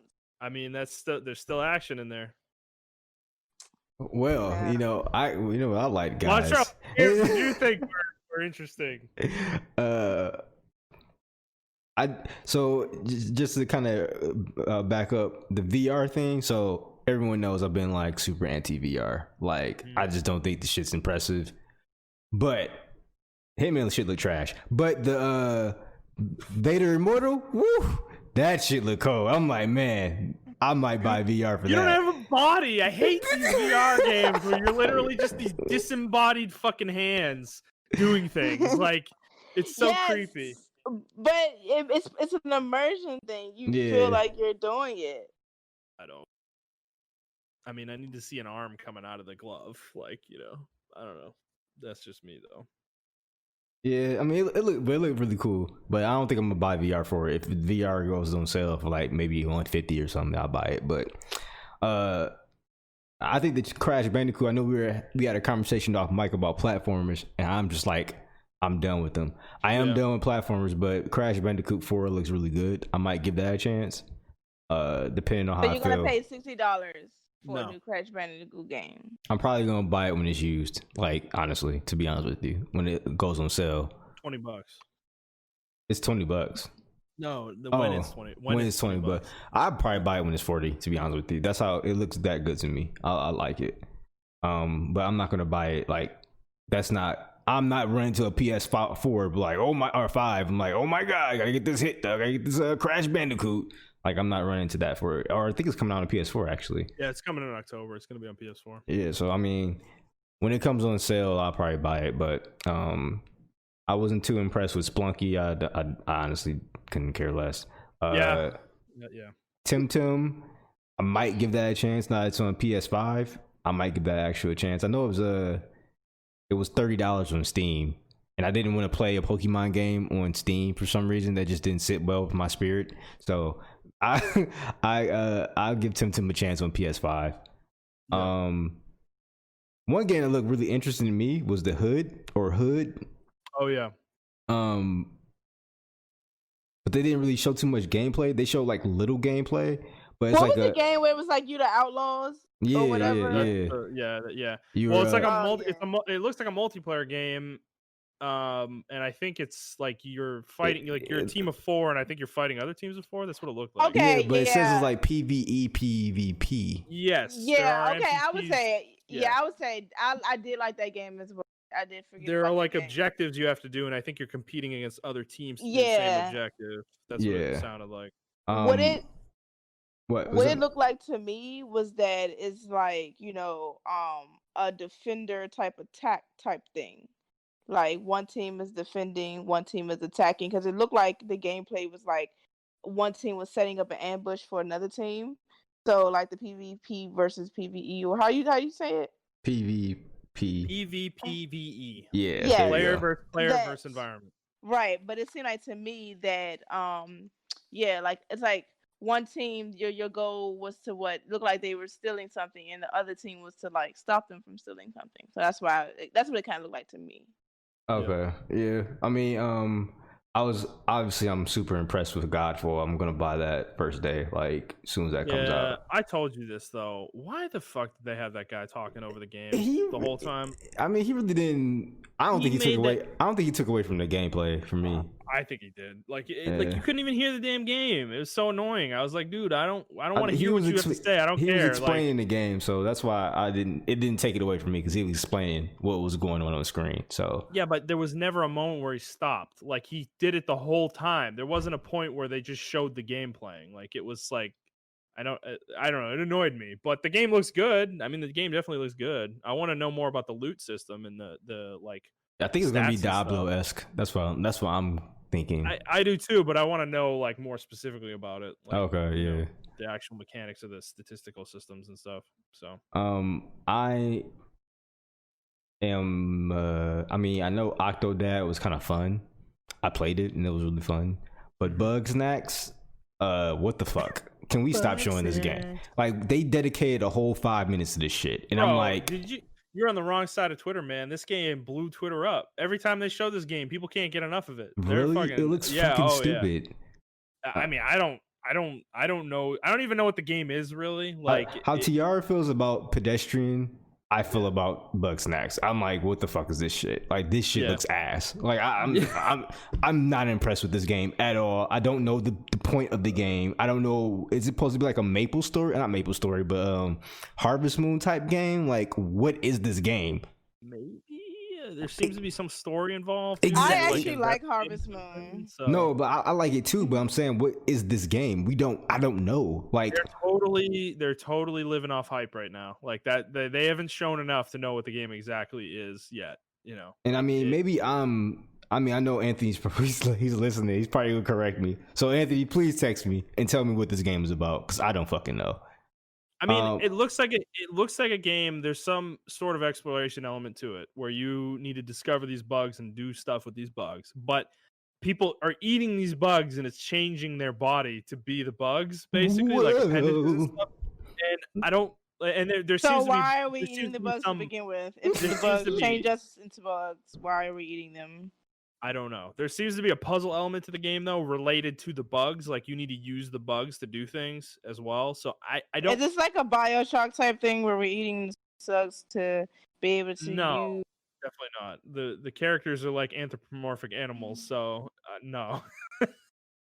But yeah, I don't know. It's a weird looking game. People are really excited about it though, for whatever reason. So yeah, Godfall though, I don't know. Yeah, that was probably the most exciting one. Yeah, that one is the most exciting one. Unlike you, Justin, unfortunately, I'm not really excited for the Pathless. I understand it's an indie game. It looks really fucking gorgeous. But the gameplay I was shown, it looks like that traversing, like the main gimmick behind the game looks like that would get boring quick for me. And I'm just like, Well, I agreed with you there. What they were showing at first, where you were like shooting the square or the like cubes or whatever, and like running faster, I was like, is this the game? Like, when they started showing puzzles and then some of the fights, that was when it started getting interesting. Because it's like the fights seem like they're chase sequences of some sort where you're the one chasing. Yeah. And that looks pretty cool. But I'm not like over the moon about this. I'm probably not going to play this game. I'm just pointing out that this game definitely like stuck out for me versus some of the other ones. But yeah, it stuck out for me. I would give this game a chance based on the price. Like if this was like a $25 game, then yeah, I'm buying it. But yeah, I would imagine 20 probably. Yeah, if it's like a $25 game, I'm buying it. I'm gonna give it a chance. The two indie games I were impressed with was Aeon Must Die and Anon. Those games look fucking phenomenal, and I'm a sucker for like side scrolling beat 'em up games. And these two games, one of them looks like a Metroidvania type game, and the other one looks like a straight up Streets of Rage side scrolling beat 'em up game. Yeah. One had like the little anime girl doing like combos in the air and stuff like that. That one looks like the Metroidvania type game. Yes. I'm definitely going to give that one a chance. I know that's an indie studio. And then the Aeon Must Die, that one's the Street Fighter or Streets of Rage type game, and that one looks really cool. I like the art aesthetic they went with that game. How it's like cyber not cyberpunkish, like futuristic, but almost like you're in hell. So it's like there's some demonic elements. Yeah, the character designs or the enemy designs. Yeah, so it looks like you're in hell, but it looks like everyone's like also in space. It looks like almost Warframe-ish. That's what I can best compare it to. Another game I'm not really excited for, but it looked pretty cool to me, was Genshin Impact. So a lot of people don't know about Honkai Impact, which is on the mobile games, and it's literally like playing like Bayonetta but on your phone. It's really fucking cool. But it is tied to like a mobile game aspect, and you gotta grind to get certain characters and all this stuff like that. That's the only thing that turned me off of it. So it's great to see that studio is actually having actual game come out, because The one on the mobile game, like I said, it looks literally, the graphics are really good, and it plays just like Bayonetta, like almost exactly like Bayonetta. When you dodge, you go into witch time, or it slows down time, and you can do crazy combos and all this stuff like that. Is that co-op though? Is this like a co-op game? It looks like it's a co-op game. Yeah, it looked that way. This one did look cool. I didn't get enough of what it is, though. Yeah, they didn't show enough of it. But I know about the company and how their games play. So their games are very flashy, action combat flashiness, and it looks like this game's gonna kind of take that mantle and put it on a console. So I am interested in seeing what more is going to come from this game. I thought this was actually a Tales game, to be honest with you. It's what it looks like, but it kind of looks like a Tales game that's like a Monster Hunter game. Yeah. Because they're fighting like a giant wolf creature of some sort. But so I mean, it's coming this fall though, so it's soon. And then they had auto chess, but I mean, I can just play team fight tactics or auto chess on Dota, so I really don't care about auto chess. But that's pretty much it though for me. Yeah, that was everything. I mean, we covered pretty much every game.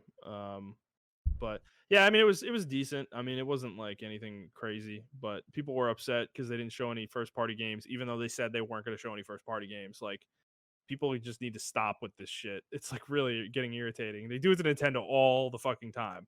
Nintendo couldn't be more clear about what their directs are about, and people still complain that shit's not in the direct. You know, it's like, I don't know. All right, let's move on. We got a couple more here. So Pikmin 3 was this is a Wii U game that is coming to Switch. Nintendo announced there's Pikmin 3 Deluxe.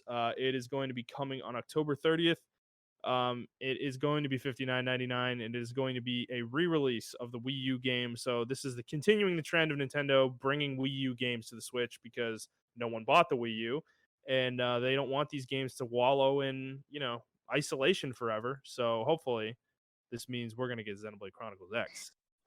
Here's my question. How much did that game cost when it came out? $59.99. That's Nintendo's problem. First of all, it don't sit right with my spirit paying $60 for a Switch game. And I'm pretty sure there are a lot of people that like that too. They're like, especially a remix of a I disagree. Game. I don't agree because they used to have different pricing for handheld versus console, and during the Wii generation, their games cost $50 while everyone else's cost is $60, and that went up to $60 with the Wii U, and it stayed at $60 with the Switch. But the handhelds were always like $30, $40, and it was the DS games were all $40. But to me, the Switch, I think the Switch is fully justified charging $60 for their games. Like I don't think so. I think certain games like Zelda, I get. Even Pokemon, honestly. But that's pretty much it, honestly. Like, a lot of their games are very for like third-party games. Like, a lot of their games are very indie-ish, and it's just, I just don't feel like they're worth $60. I mean, Pikmin 3 is not an indie game. Yeah, it's old, but I mean, it's a first-party game, so. But it's a re-release. Yeah, but this is par for the course. Did they it's a re-release, and it's not like you had to upscale the game. You're talking about the Switch. You didn't have to upscale the game. So they did have to change the game though, because the game was on the Wii U, so it had a different, like, the control scheme was, I'm pretty sure it used the gamepad pretty heavily, and they needed to change the game significantly in order for it to not have a gamepad, because the Switch doesn't have that. So I mean, they put work into this. They're definitely going to put work into this. Whether a 7-year-old game should cost $60, I mean, that's different conversation, but this is pretty much normal for re-releases at this point from one generation to another. Yeah, on, other consoles, not the Nintendo one. I mean, I feel like you're just kind of picking on Nintendo for no reason here. Like, their games are quality games. Like, why should they have to charge less money for their games? Like, I mean, you know what? Maybe because here I am playing Tetris on my Switch, and I'm just thinking this is like what the Switch is for. I think to myself, imagine if Tetris came out another game and it cost $60. I mean, they're not. Isn't that Tetris game free? Yes, and that's what it should be. It should be free. I mean, I'm not saying all Switch games should be free, but I really feel like Switch games should cost anywhere between $30 and $40. 40 at the max, and that's it. Because it's not any type of elaboration that goes into Switch games. They're very simple games.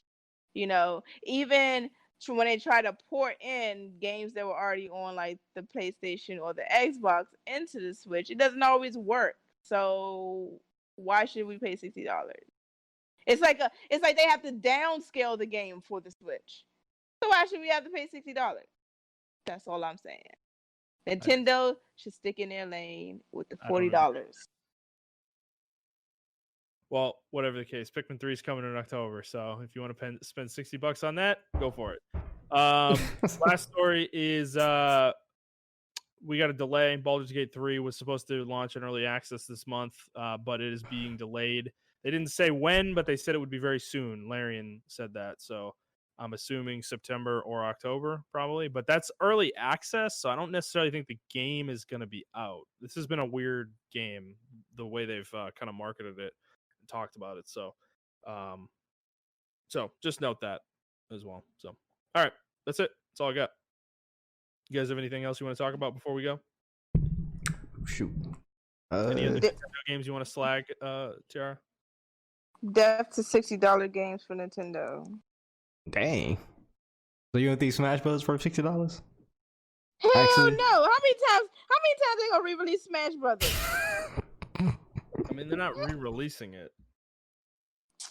What is different than the Smash Brothers over the years, other than them adding new characters and new maps and new places to fight? Mechanical changes that are actually very important to the game's playability. Brawl, Melee, the original Smash, Smash Ultimate, all very, very different games the way they play. Now I will say Ultimate versus the one that was on Wii U. There's not as much difference there, but there's still some tweaks, and there's a lot more characters in this new one. I would disagree with you on one game. There are a couple games, but like Xenoblade Chronicles X, Xenoblade Chronicles 2 and Xenoblade Chronicles Definitive Edition are both worth $60. Yes. Like those are like 80-hour plus games. There's plenty of games that are worth $60 on the Switch. I will say I think third-party games should be cheaper on the Switch. I don't think they should be $60. I think they should be like $50 or $40. Well, like Brigandine I was talking about, that game's $50, and that game shouldn't be $50. It should be like $30 or $40 at most. The Outer World should be $20. No, that's. I mean, yeah, because it doesn't, like you said it doesn't work very well. I mean, but there's just no way they're gonna do that. So my thing is they downscale games for the Switch. They have to. That's what I'm saying. So why should these games cost $60 on the fucking Switch? They shouldn't. Because it gives you the ability to play them portably, where you don't have that on other consoles. Yeah, it's downscaled, but portability? Are you kidding me? Like, I would rather wait till I got home to play the Outer World on my PS4 rather than portably play it on the Switch and it's trash. So, no, I'm not sure that argument really. Because what's the use of playing it portably if it doesn't work? I mean, some people are able to tolerate more technical issues than others, though. So, and then how much portable gaming are you really doing? Honestly, like, how often are you really on your Switch for real? Hey, she let you have it today. I do portability probably 50-50 with the Switch, I'd say. Do you take your Switch out? Yes.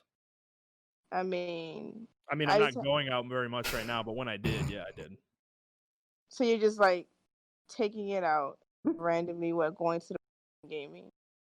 No, I take it with me to my job and play it on my break. Like, okay, so that's like an hour or so. Yeah, but I play it at home. I play it at home portably as well. I'm not always playing it on the TV. Right, but if you had the option to play the game, then and it looks better, it plays better on a console. You're in your house. Don't care. Don't care. It depends on the game. I don't like if I don't care about how the game looks, then I would play it on Switch before I'd play it on PS4. Well, I care about the mechanics and graphics, especially if I've already seen the game, better. It's like going back. It's like watching a program in just regular 1080 when you've been looking at it in 4K the entire. Mhm. It's Yeah, the only thing I care nobody's about trying to with make that adjustment. the only thing I care about with Switch is performance. If a game doesn't perform well on it, I don't want to play it on Switch. I 'Cause mean, but then I'm that's not about that shit. but that's also what I'm saying. Games don't. I mean, I understand, but it's not true of all games on Switch. Like Outer Worlds is one example. Yeah, that okay, sure, but like there's a myriad of other games that play perfectly fine on Switch, and they're perfectly acceptable. So I mean, I just don't feel like games on the Switch should just be. Like I said, some games I understand, like maybe first party games, like I think a lot of work Zelda games, but some games I just don't feel like if you have to downscale a game, I don't care if it's portable or not. If it's downscaled, you should down the price. Like Mhm. I get it for upscaling games, it takes a lot of work, but downscaling it, I have to play it at a lower frame rate, lower graphics, and lower all that. No, it shouldn't be $60. It's like a money grab.